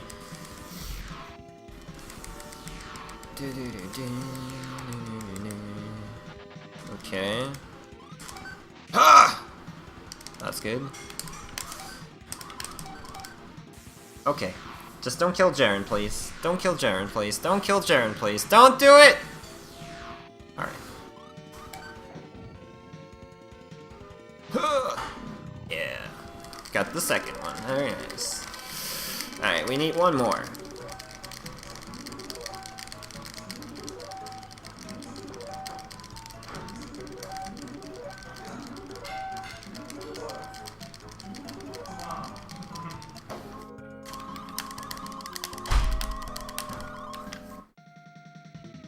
Ooh, baby.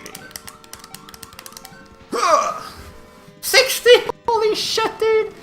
That guy is almost dead and he runs away, of course. Fuck this shit, dude. What's the one down? I better run.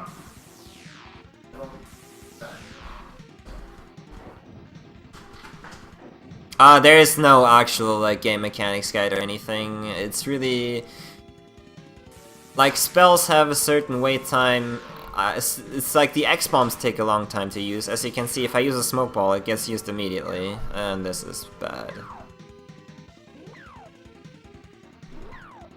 Oh, this is very bad, actually. I should have attacked the shitters with, my guys.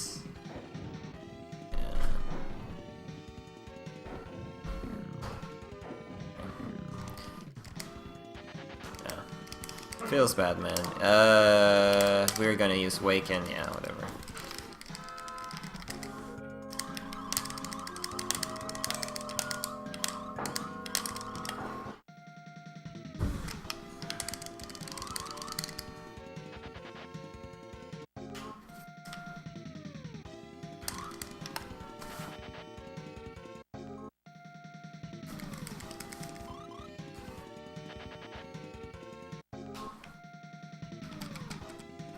Oops. Yeah, as you can see, I throw smoke balls immediately. With X-bombs, I have the wait time. So I assume that items have, like, weight as well, and depending on their weight, you'll use them either faster or slower. That's what I'm assuming.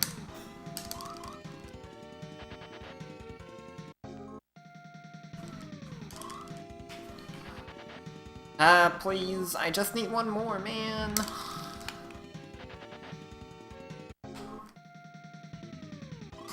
Alright, first strike. We can run away normally. Alright, this nerd. Alright, baby. What you got? What you got? I mean, I wouldn't complain if I would get more than one, but one would be enough. As you can see, Lufia's magic resistance is ridiculous. Fuck. That was the wrong one. Aguro. Fuck! Shit game quick forever.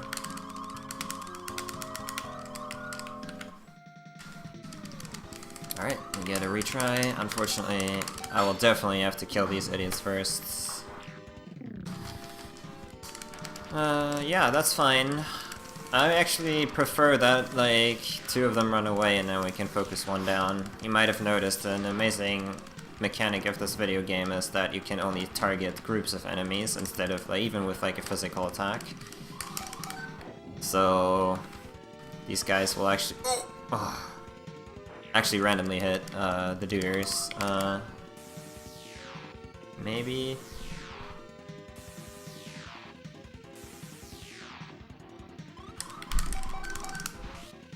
Yes! That was probably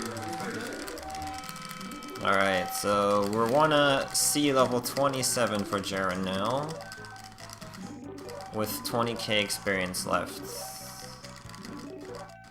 Okay, 24, I need to fight a normal encounter. Okay, well, yeah, we're just gonna kill... I need 20k left, so the Mimic wasn't quite enough. Alright, that's fine. So, 4,800 experience, please, nerds.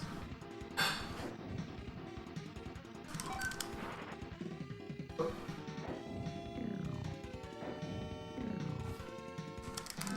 6,000. Alright, we're good. We Gucci, as a famous hero would say. Alright, good, good, good. So the reason I want 20k left is that the next boss gives you 20,000 experience. So then we reach level 28, and that will give Jaren the almighty boost spell, which is an AoE heal that heals for 80, the whole party for 80. Let me go! Before we go to the next area though, we do want to make a quick stop on this island here. Mainly because we're not supposed to go here yet. And that means we'll have a bit of very good equipment here. So what we want to do now, we do actually want to give these guys bad equipment. Unique bad equipment. No. This. Okay. And then we do want to buy stuff. Stuff is always great. I love stuff. Alright, I'll have to identify.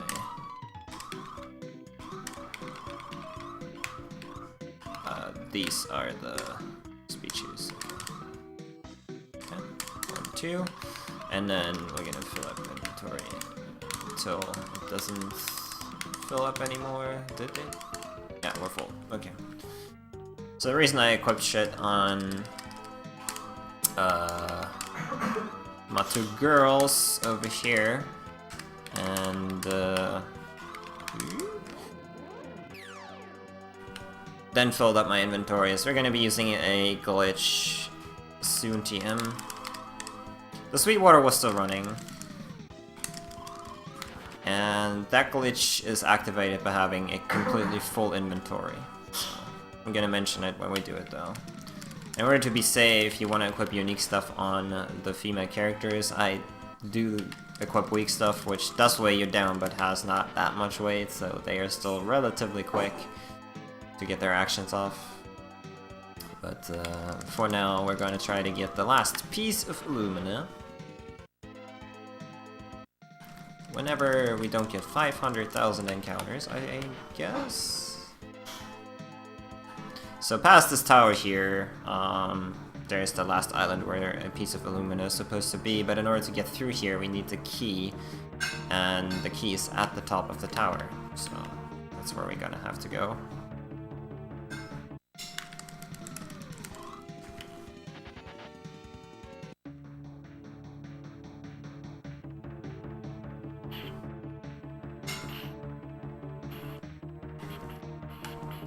You do want to have armor in casual play because you do need to be a little more durable.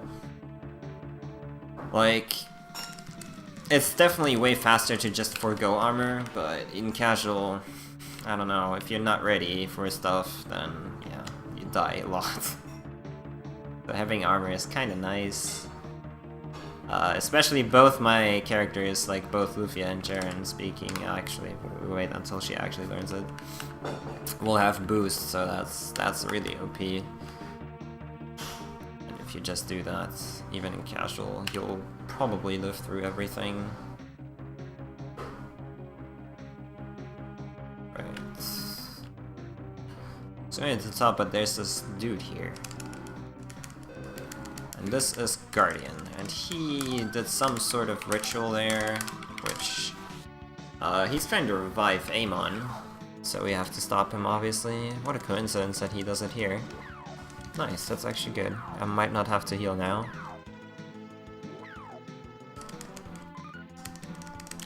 So as you can see, the general strategy is the girls buff, debuff, heal. The guys just throw a damage. This guy only really knows tier 2 elemental spells, which do kind of hurt at this point, but since we did like the amazing level grind, it's not really that bad. If he does dread one turn, you generally don't have to heal, but I don't know, I'm just gonna... Debuffs and buffs, by the way, decrease gradually the longer the battle goes, so if I wait like a couple turns, the debuffs and buffs I used will actually be gone. They don't stay for the whole battle, so you have to gradually reapply them. No, easy fight. Yeah, this guy doesn't have a lot of HP. You're supposed to fight this guy at this level, sort of, and Jaren learned boost. It's really nice. Unfortunately, we came too late. Amon will revive.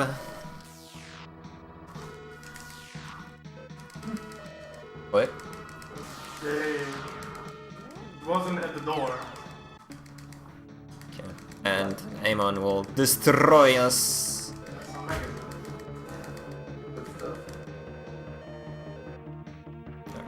We collect the key. Also wanna spell sort now.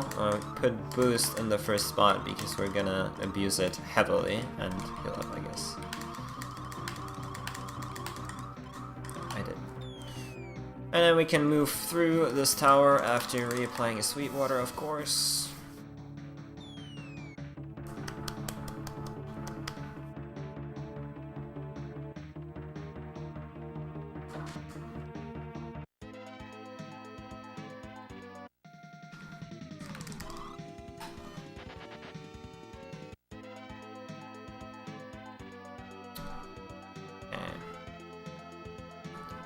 The city here is connected to the last island where you're supposed to get Illumina, and also there is supposed to be an archaeologist that is researching Doom Island. Doom Island is supposed to be close to here, so he's in that cave, and the game kind of tells you to go talk to him here, but you don't really have to. There's no actual trigger that you need to do that.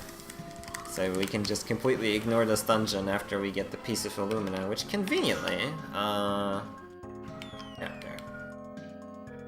We're just gonna fall down, get down here, and get a battle. Then open the chest, and we got it. So that's all we really have to do in this dungeon. This dungeon is actually really big. Shy of level 3, obviously. So now we can finally fix the boat, but this guy is like, no, hold on, the professor went to rescue his son who was kidnapped by pirates! Oh no! And Not the pirates! not the pirates. No, that's the kingdom. One. No, actually correct. Haha, I'm a genius. Fluent in Japanese. Mm-hmm. I can't actually... I can sort of read some of this, because I play Lufia 2 as well, but... yeah. Not really very fluent in Japanese. So now, yeah, we have to rescue the prof. He's trying to rescue his son, and I'm kind of lost here. Hold on. Ah, there we go. So we have to enter this tower where they're being held. Oh, you can find the prof in a cage, but he will tell you you need the key from the big bosses that run this place. Now the reason the pirates actually kidnapped the prof's son is because of money, obviously. But, yeah. This is going to be probably the worst boss in the game. Probably.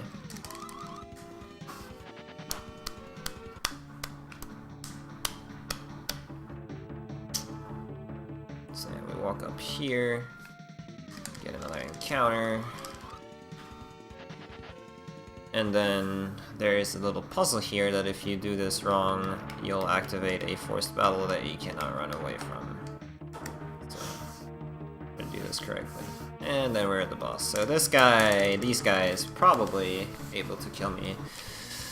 This is Bosun and Pirates. Now the dude on the left is actually Bosun.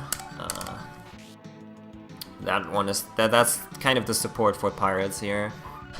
Want to buff up. These guys know all kinds of status effects, but buffing is good. That is not that great, but I'll take it. Now the key to this battle is killing the left guy as fast as you can, obviously. And with buffs, you should be able to 5-6 hit him unless he heals himself. Oh, this is bad. Will Jaren live through this? Nope, not a bay. He should have still healed, but no. Okay. Okay. That gets interesting. Yep. That's probably a confusion arrow. Definitely a confusion arrow. Alright, we get Jaren back. Lufia being confused is not that terrible.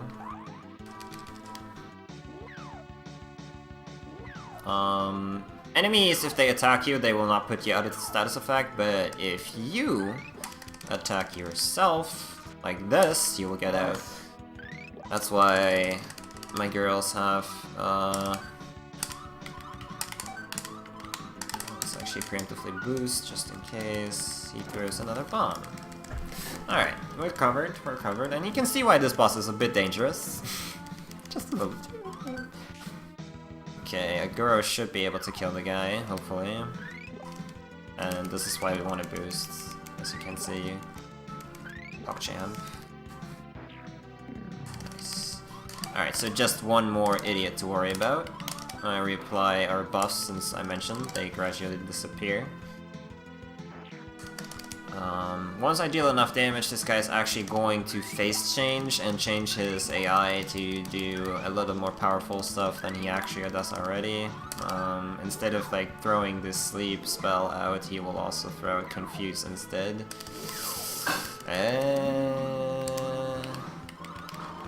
Now to check what are awakes.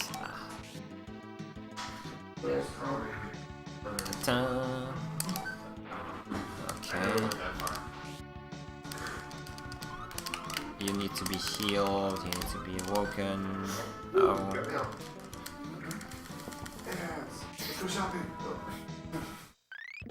Oh, we're probably gonna go shopping today at some point. Okay, that's fine. As long as he does that, that's perfectly fine. We can throw the miracles and be fine. This is fine. Okay, we can actually try to cast boost and get a buff in. He eventually should switch to the tier 3 water spell, which is Flood. I think he calls it something different though, that was not very fine, but kinda didn't definitely need to use a miracle on Aguro now.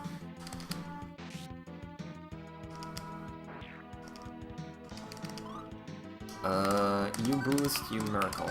Alright, let's go.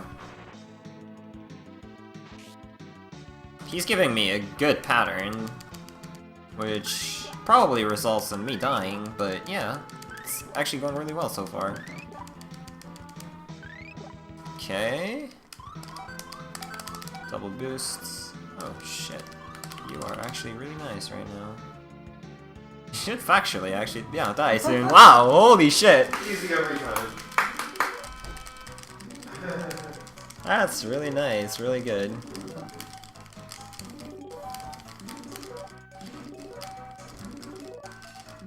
Didn't even see flood ones, which I don't know, that's amazing.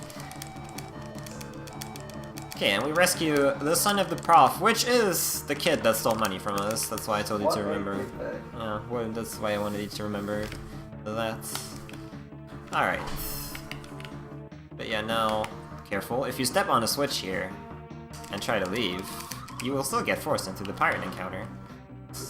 Pretty ironic that he steals money from you and now he gets stolen for money as well. Yeah. What you get. That is what you get. Alright. So now all what we have left to do is go rescue the prof. After getting 15 encounters obviously. After getting 50 encounters, duh. Oh yeah, I should probably heal a girl. Probably. Probably a good idea.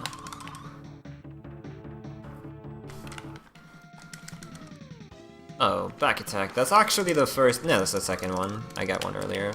Back attacks can be really nasty, but... yeah. I've watched Denshaw get a back attack from archers and instantly die. Yep. In one turn. Can be a bit terrible, but most of the time you should be okay.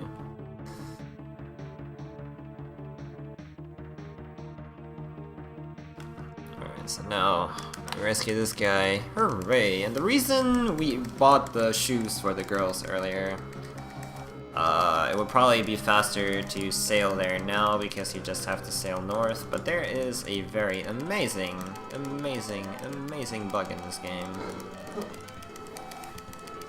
If you sail from here north, the game will just softlock. Why? Because this game sucks.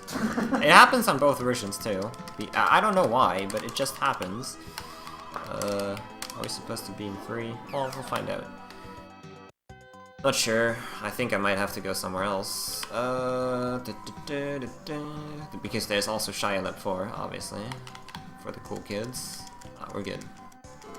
But yeah, now we can finally make the boat Falcon be able to travel underwater. Hey Durrani! I am doing splendidly. The storm is going pretty well. We just get a lot of encounters, which is a lot of time thing so far. But other than that, it's been quite alright.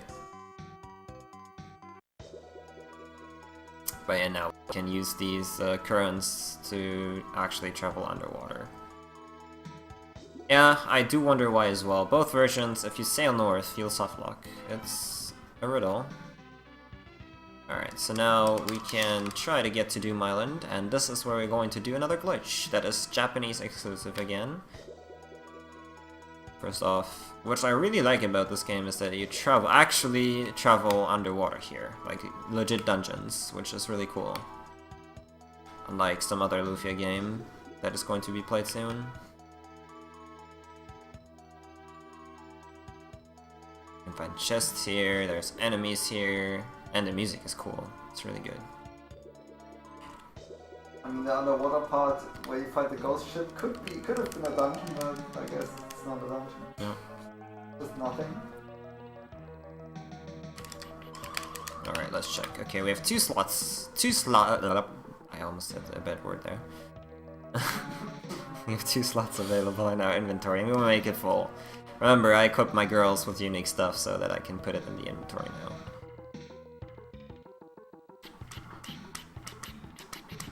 We do have the strongest weapon in the game right now, the Might Sword on my guys. There is the dual blade that we want to find here, and it's going to be sure. Gucci. It's going to be... oh my god, do you make me... Oh, the frogs! It's going to make me check again. Alright, we're fine. So it's right here, dual blade, and what the game does here, you find the dual blade, and it's a... I mean, this is supposed to be the strongest weapon that you can have right now. So what happens is that the game wants to auto-equip it on your hero. My inventory is full though, so it can't put the Might Sword in my inventory, which it should normally do. So what ends up happening on this version of the game, again, it's JP exclusive, is that it will just, the dual blade will get equipped onto the Might Sword, and the attack bonus it's getting added to what I already have with the Might Sword. So my hero now effectively has a dual blade, ha! But yeah, we have 2 weapons equipped right now, which is really cool. It speeds up the game a lot, obviously, because I mean you deal like double the damage right now. And the best thing about this is that, I mean, you have a really high ATP value now, so power gourds will buff you immensely. They always buff you by, I believe, a quarter, roughly, for the first one, and we'll get like, if we buff hero now, we'll get like a 200 ATP buff for the first time, which is effectively another weapon, almost. So the rest of the game should be free, right? Wrong! Wrong! The next boss can still kill me, and that would be terrible.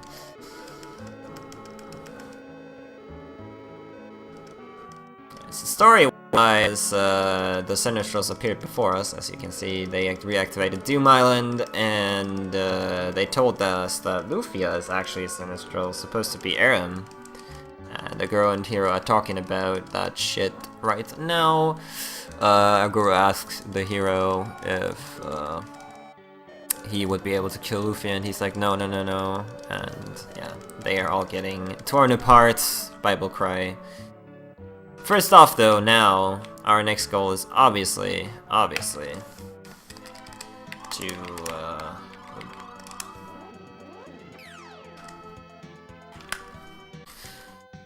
stop the Sinistrals. So we do need some sort of flying vehicle, and we know a guy. We know a guy. Our good friend Rail here is like, you want an airship? Well, easy. I just need some oil. Alright, so we need to get him some oil. Where do we get oil? Well, if you remember, we were in Epro earlier. That's the city I went to before I should have. Right there. And here, we'll get our oil. Like, they're supposed to have power oil here, which is good for engines and all that. And if you ask this guy about it, he's like, well, the guy that, you know, has the oil, or gets the oil usually, he's gone, but he has the key to the oil cave, so you might have to find him. So now we have to find the guy. I'm wondering if I should go to Shia Lab 4 now. Oh, come on. We'll do it later. It's fine. Alright. So the guy is over here. And he's going to tell us that, yeah, he ran out of oil, but you can have the key to the oil cave, so you can get some for yourself. Alright, so that's how we do it. In order to get to the oil cave, we do have to traverse underwater again.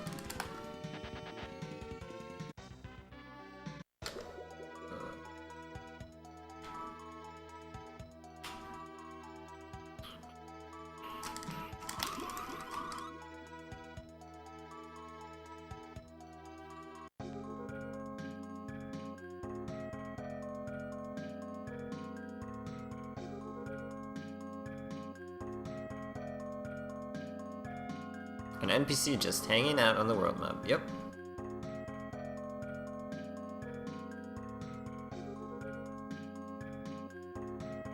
I don't think a lot of other games do that, that's why it's weird, probably.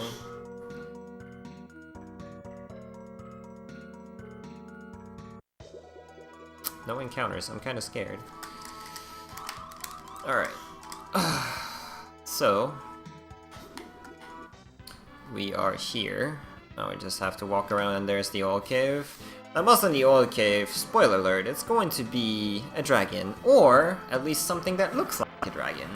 Because, in this cave, nice might sword, this cave, there is a lot of things here, like dragon tooth, and there is a weapon, dragon sword or something, I believe, that is supposed to be effective against dragons, and it is. Unfortunately, even though the boss looks like a dragon, he's not classified as a dragon, so all the stuff that you find here is completely useless against him. It's amazing.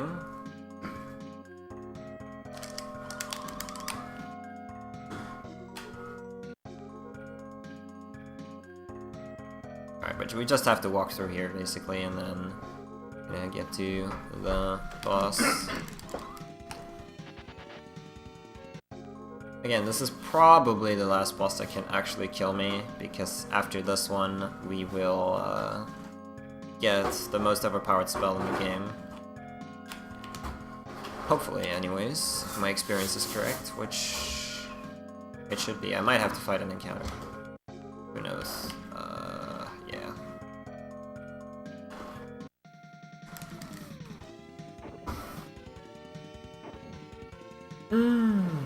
Nice weather today.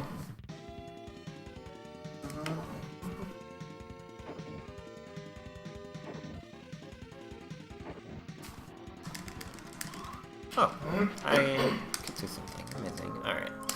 Let's heal. And then there's the dragon. That is not a dragon.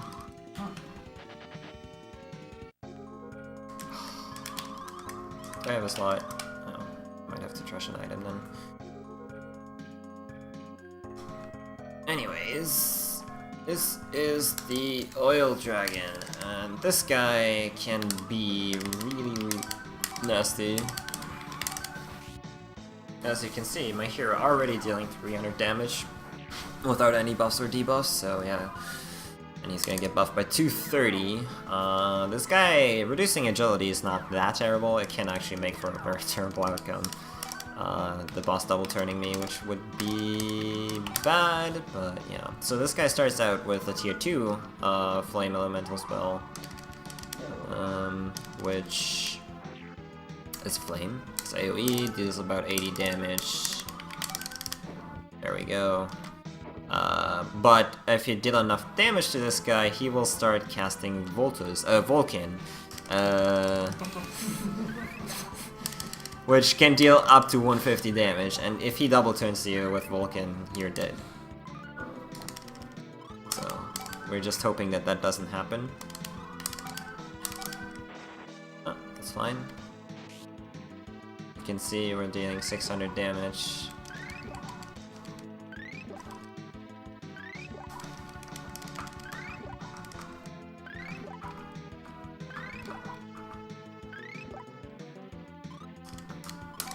He loses his magic mirror.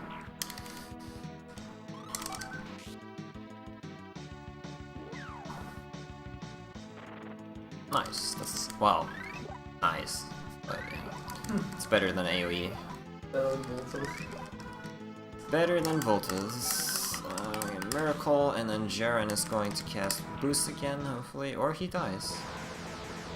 0 Vulcans. Whoa. This run, dude, like, if I wouldn't have gotten 5 million encounters, I would actually be in good pace.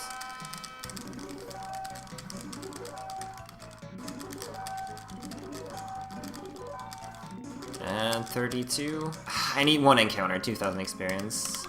Unfortunately, even though this is a key item, you need to make room in your inventory for it to, to get it. Alright, and usually what I would have done earlier is I would have gotten a war point, but you can just do it from here too. Like, I just have to sail for a little bit, which is fine. Too high. Because our good friend Shia doesn't have enough labs, so he decided to make another one, which is Shia Lab 4. We never even get to Shia Lab 2, which is the funniest part, but yeah. Up here. It's a little more convenient to get that earlier. When you first start collecting Illumina, you just have to sail south from 3, but we're here now. Get the oil, so we're all set, right? Right.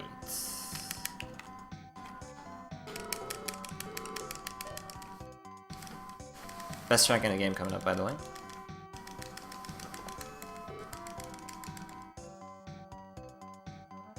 Volta's best fire spell. Agreed.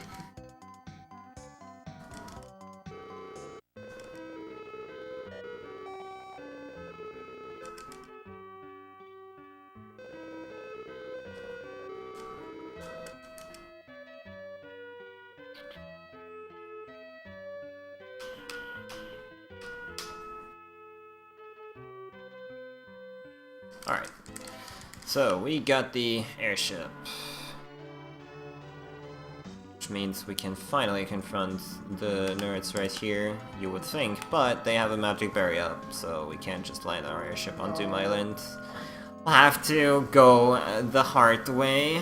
It's going to be running through a couple dungeons. I also need to wait for a favorable encounter that I can kill because I'm missing like 3,000 experience. This is definitely not favorable. Winged buffaloes. And those are actually Gorgons, Oh, which, quite different in this game. yep. They can petrify, which is not very nice. Yeah, we're just gonna run through a couple dungeons here. Doing a lot of stuff. This is actually a pain casualty because these dungeons are huge. You only really have to do very specific stuff, but if you don't know where you're going, you will be here for a while. Second option, okay.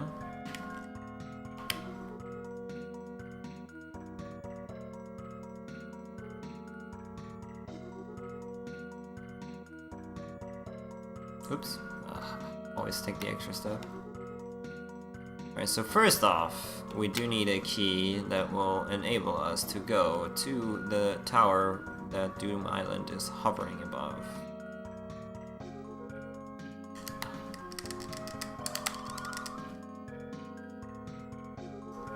Which we get right here. So that's it for this dungeon. That's pretty good actually, no encounters, but you know, again, I kind of want one eventually. And then we can go into another cave to actually get to the tower. Yay!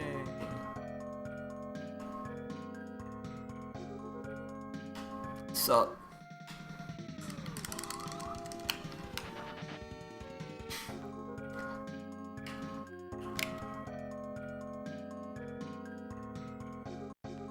multiple ways you can take here. There's also a lot of good treasure here, obviously. Mostly miracles and all that stuff. Not much equipment here. But yeah, definitely worth checking out the chests if you play casually. Good morning, Ninzard. Come on, give me first strike. I'm kind of hesitant to not take a first strike or if it's a 3 formation because they will get to go at least once. And that's not good.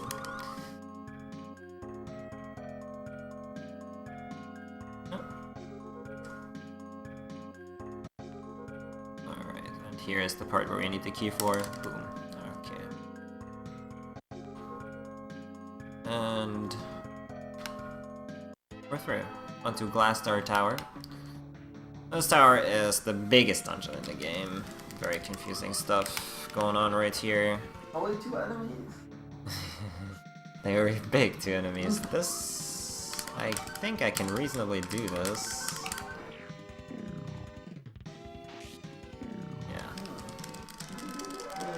Alright, so Jaren is level 32 now, which will teach her the Mirror spell. And if you saw at the very start of this run, you know that Mirror is pretty good. Pretty good spell. Pretty good spell to have. Now, this, like I said, biggest dungeon in the game. Mace-like. Totally confusing, but we're just gonna, you know, run through.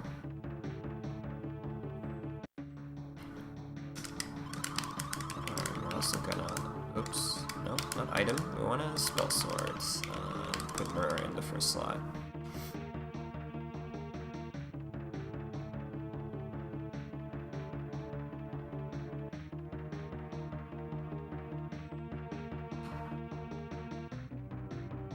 Kinda surprised that mad clerics don't have more HP, they give tons of experience actually. It's 5,000 even in normal play, which is amazing.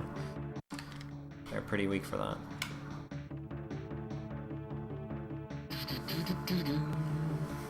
Yeah, this is the final stretch of the game. I hope my good friend Happy Squid is getting ready. I'm as ready as I'm gonna get, yeah, right door. Funnily enough, usually you don't get a lot of encounters here because I believe these screen transitions actually reset the encounters. Otherwise, I don't know why you never get encounters here, but that's definitely, probably definitely a thing. Probably definitely. But yeah, usually you get by with like 2 to 3 encounters throughout the whole dungeon, which is really, really nice. I already got like 5, but it's fine. That's the whole run in a nutshell right now, because I mean, I don't know.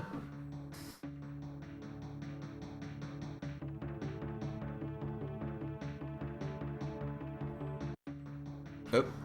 Well, if you do that, you get more encounters. Duh! Went the wrong way again.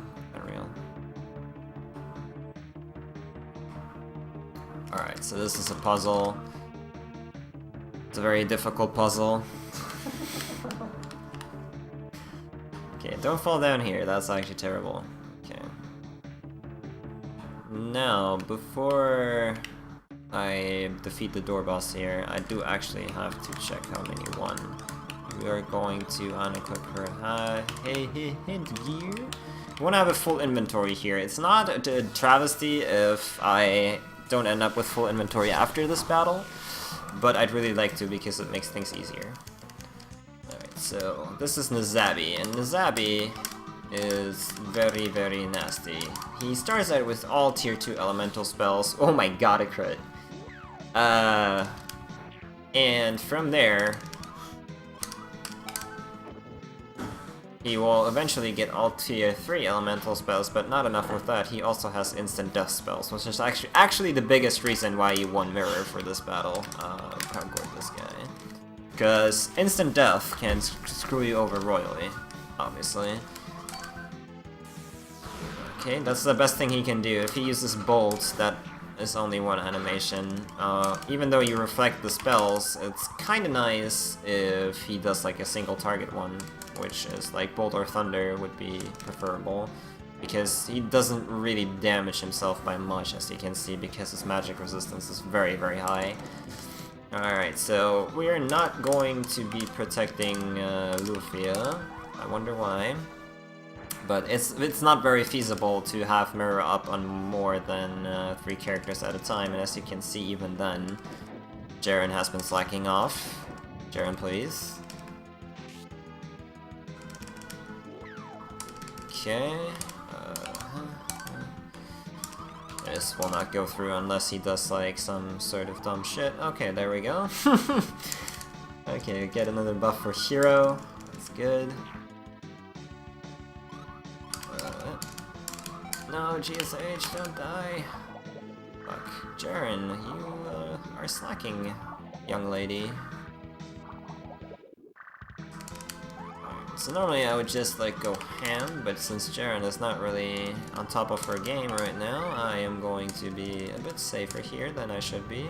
And this is the instant death spell. It hits the whole party too, which you can get one item that protects you against instant death, but that's like literally one character protected, that's nothing. Okay.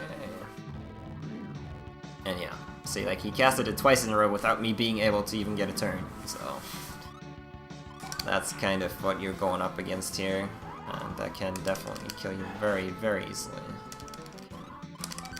So we should be close to having him dead. Switched to tier 3 spells a while ago. Alright, it should be nice. Very decent fight, actually. Especially getting the crit at the start of the battle helped out a little bit. So now we're hoping that our inventory was full after this battle was done, which it's sort of hard to control, I guess, because you have consumable stacks that eventually run out. And depending on how long you, for instance, grinded for smoke balls, or like, I don't know, power gourds could, like, a stack could run out during the battle. If you have to use a miracle, that stack could run out. That can actually not be the case, but most of the time you'll be able to have a full inventory here. We'll find out soon. Anyways. Now, Lufia actually remembers everything from her time as Aram, and she steals the dual blade, and just goes to Doom Island to meet up with Deos, confront him. Now the reason I wanted to have the full inventory, the game actually tries to unequip your weapon here and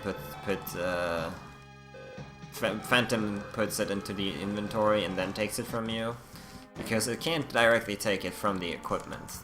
Now if you don't have space after the battle, the game can't unequip it, so I'm just gonna keep it. How nice is that? And that will make the next glitch, we're gonna glitch one more time, but that will make the next glitch very easy. So now Lufia brings the dual blade, Deos destroys it, gets his revenge on dual blade, and we have to now follow. Let's find out. We actually did it, yeah. Amazing. Warp to this place. No. I hate that it puts you back in this place. Yeah. So Doom Island floated over here. And heal, and then go. And this is the final stand against the Sinistrals, if we ever get there.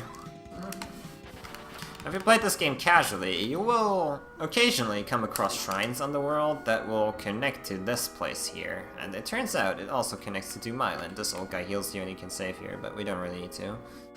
We die, we die. That's like, it throws you back there anyways, so. Shouldn't happen, but I mean, my boy Gades is actually dangerous in this game, so we'll see. Alright. And now, with 3 party members, we are going to attack the Fortress of Doom here. Kind of unfortunate that it's pretty much exactly the same like the intro. Yeah, we have to unequip one piece from Jaren. It's literally exactly the same. Same items, same everything. Different monsters, though. There's actually way stronger monsters here now than there were in the intro. You can also fight outside. You can fight green cores, which are the enemy that gives the most experience throughout the whole game. And the green cores, funnily enough though, they have instant death spells, so they can kill you. They can kill you with that. So yeah, don't try to fight green cores. Anyways, I think we made it. Almost. Fuck it. Alright, we made it. Yeah, we need 1. Yep. Piece of equipment in the inventory. We're going to basically do the same glitch we did earlier in Doom Island. The game is going to try to give us dual blade back. We don't have any space in the inventory. It's going to try to equip it and unequip my might sword, but it can't. So we're going to get another attack power boost, effectively pushing us over 1,000 attack points, which is crazy. It's crazy that this game can actually even display that in the menu. That's kind of nuts, but yeah. So yeah, Lufia somehow, I don't know if I want to say brainwashed or just like influenced, I don't know, she's on their side now. But dual blades, our energy waves, repair it, and we're here. Yeah. Well, as you can see, 1,143 attack power, it's pretty good, pretty good.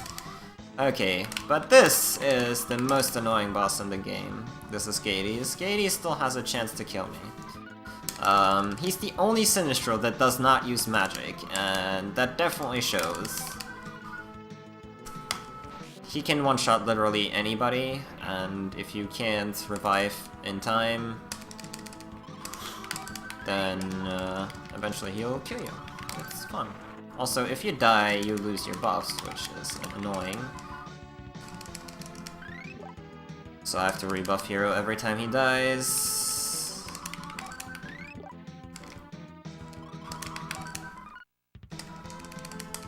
Obviously, since he's the most powerful character, we want to try to buff him up as much as possible. And then crit Gades. Pow! Oh, shit. Another annoying thing is that we don't have Lufia right now, so we don't really have a way to debuff Gades. I mean, Hero could do it, but the problem with that is that he kinda needs to attack at the same time, so... Stop it, you are being mean.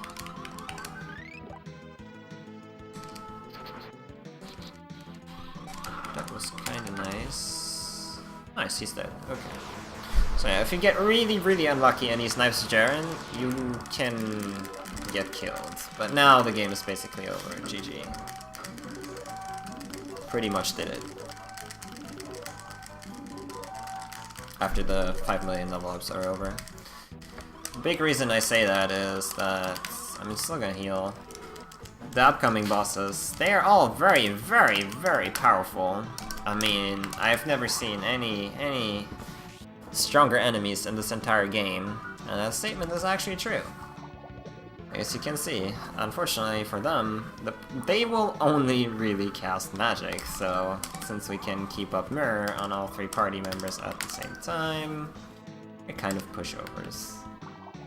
Now, Amon actually can confuse the party here at the very start of the battle, which would have been bad. But he didn't. He's a nice guy. This is where Hero crits. Oh, that's even better. Amon can also just waste his turn. Which is, I don't know if that's intended or not, but he just did. And this is bad. That was impeccable timing. Ja, hallo? Shriek. Shriek, shriek, shriek, shriek. I'm just gonna... Yes, that was shriek. I'm ready. It wasn't.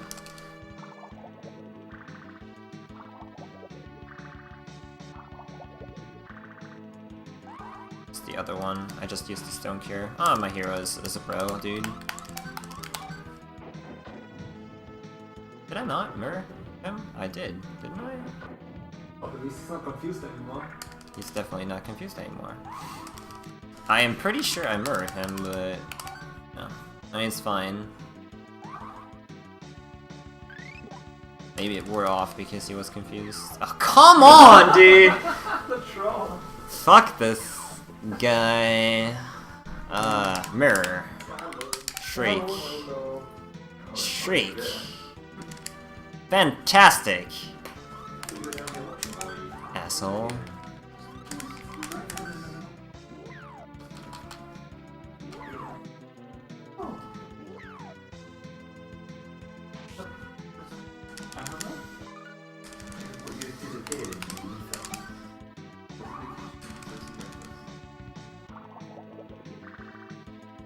That was a next level troll there, but we made it. I have to switch places soon anyway, so... Good morning, Jenny. Good morning. Good morning, boy. Good morning. That's what you usually say when you enter the room. I did say that. I said that as well, but you were concentrating on that. You were concentrating on being trolled by Emma. Look at this Vegas guy. You didn't say good morning, Magus. Yeah. Come on, guys. Okay, that's actually very Yeah, good. the rule. It has to be good enough. That's not good morning! Throw a good morning into the ether. Good morning! Unreal. These bad manners people here, I don't understand this.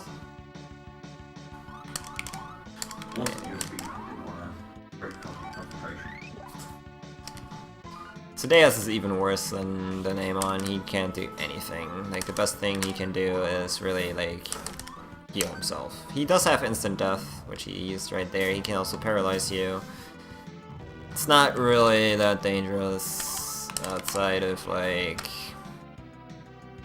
I don't know. Nothing can happen here, really.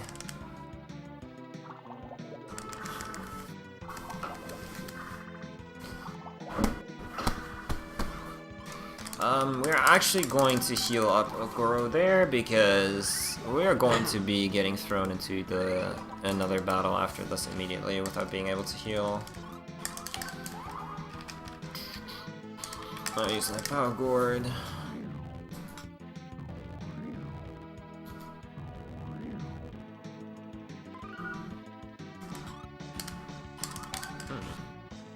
Die? Thank you. Alright, so we got one more to go. So as you also notice, we did not fight Aram. You getting ready for German Speeden Hausen.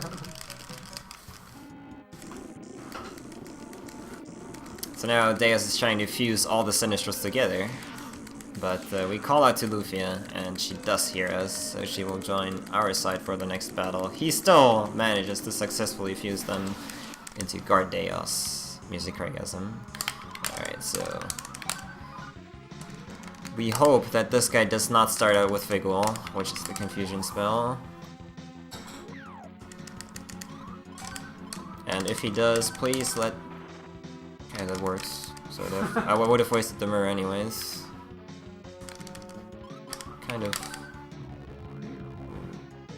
That's paralysis. That's not very good. Okay. I do want this guy to be alive. I'm gonna remirror Jaren for now. I'm gonna try to, like, establish this. Yeah, that's fine. Okay. I really just do not want to see confusion. Confusion is the worst thing that can happen to me. Never mirrorless. Alright, we got GSH 3 protected. Most important thing. See? didn't protect him against blow to the face. So. So in the English version, this guy is actually a pushover. Hello, is this real? I have to. What the hell? I have to cast Mirror because. Okay, yeah. Alright, so this is going well. Jesus fucking Christ. Alright. There's the confusion. Okay, it missed. Chaos Wave. Or something, I don't know. Chaos Blast, I think. You can attack. I can try to do damage now, maybe. Hey, Nice. Oh. he actually lived through it. He actually lived through it. Now the problem, you attack. Okay, we got Mirror. You absolutely do not want to have Jaren get confused or anything like that, because then you lose your protection against spells, and that's really, really bad.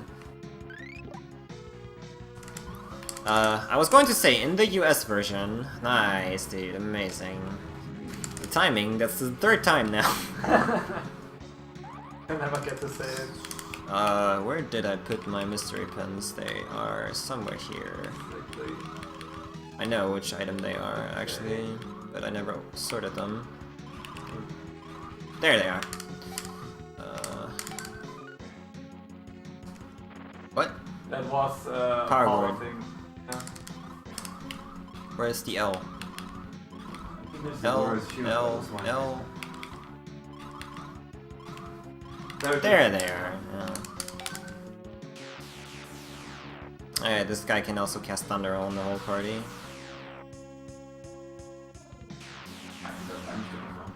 Yeah. Thunder is very powerful.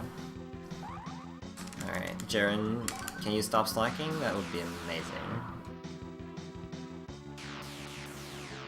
It's really not that I can die here, unless, I mean, if he would have used physical attack 4 times in a row, I could have died technically, but dude, I mean, that's like, at that point, he knows like 7 different attacks.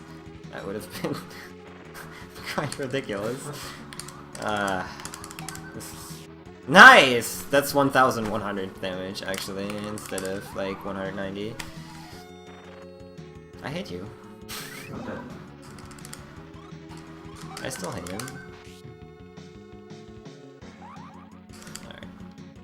Anyways, maybe I can now talk over of the English version. Maybe. He only knows 2 spells on that. He can't attack physically, he can't do shit. Like...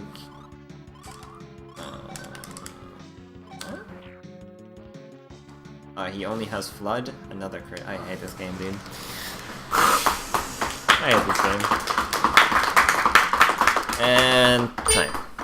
And it didn't stop the timer. But it's fine. It just 231, which is bad, but it's fine. The majority of time lost was from random encounters, and then like I lost like 4 minutes here now. Simply because Jaren decided to not cast Mirror fast enough 3 times. And in that exact turn, I got fucking owned 3 times. So yeah, that's great. Hey, that's awesome. Maybe, yeah, there's still a little bit left, that's not much. But yeah, I mean, you can... history repeats itself. Lufia falls down, dies. But Agoro is smart enough compared to Guy and Artie. He's actually going to save the hero instead of like letting him die. So now we get the best theme in the game again.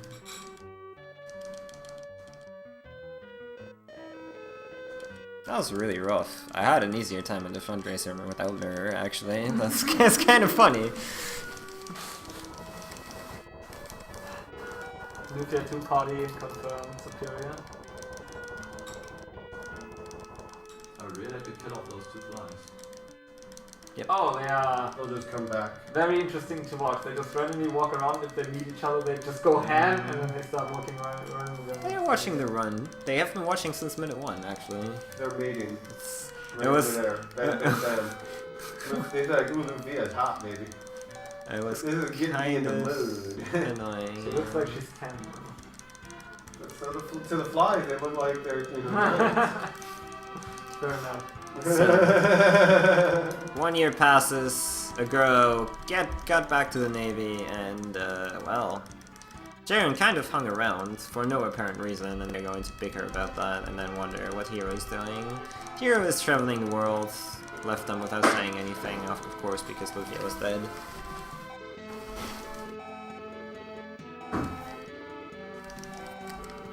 But yeah. We see Hero runs trails, comes across this village. Remember, with the Profea flowers. Do you remember that? Because it's important. Here we meet this old girl who introduces herself as Lufia, who has never met us before, and he's kind of confused about that. So Hero walks up to us and greets us as if he doesn't know us. Luffy's going to make some tea, and he's going to explain he found her, like, on the coast after Doom Island crashed, and her magical powers are completely gone. So she's just a normal girl, and she lived after all, happily ever after. Alright. And after this, we don't have to do inputs anymore. That is Lufia and the Fortress of Doom. Played moderately fast on 4x experience. I heard there's a sequel to that game. Maybe. Yeah, It's a prequel though. named after a person who doesn't even exist in the game.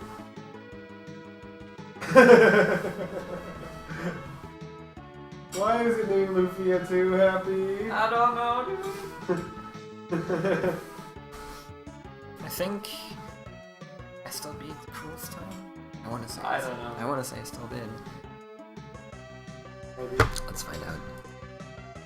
Wasn't there like a claw manipulation at some point? Yeah, there is. Lufia, the Fortress of Doom, leaderboard. Doesn't work because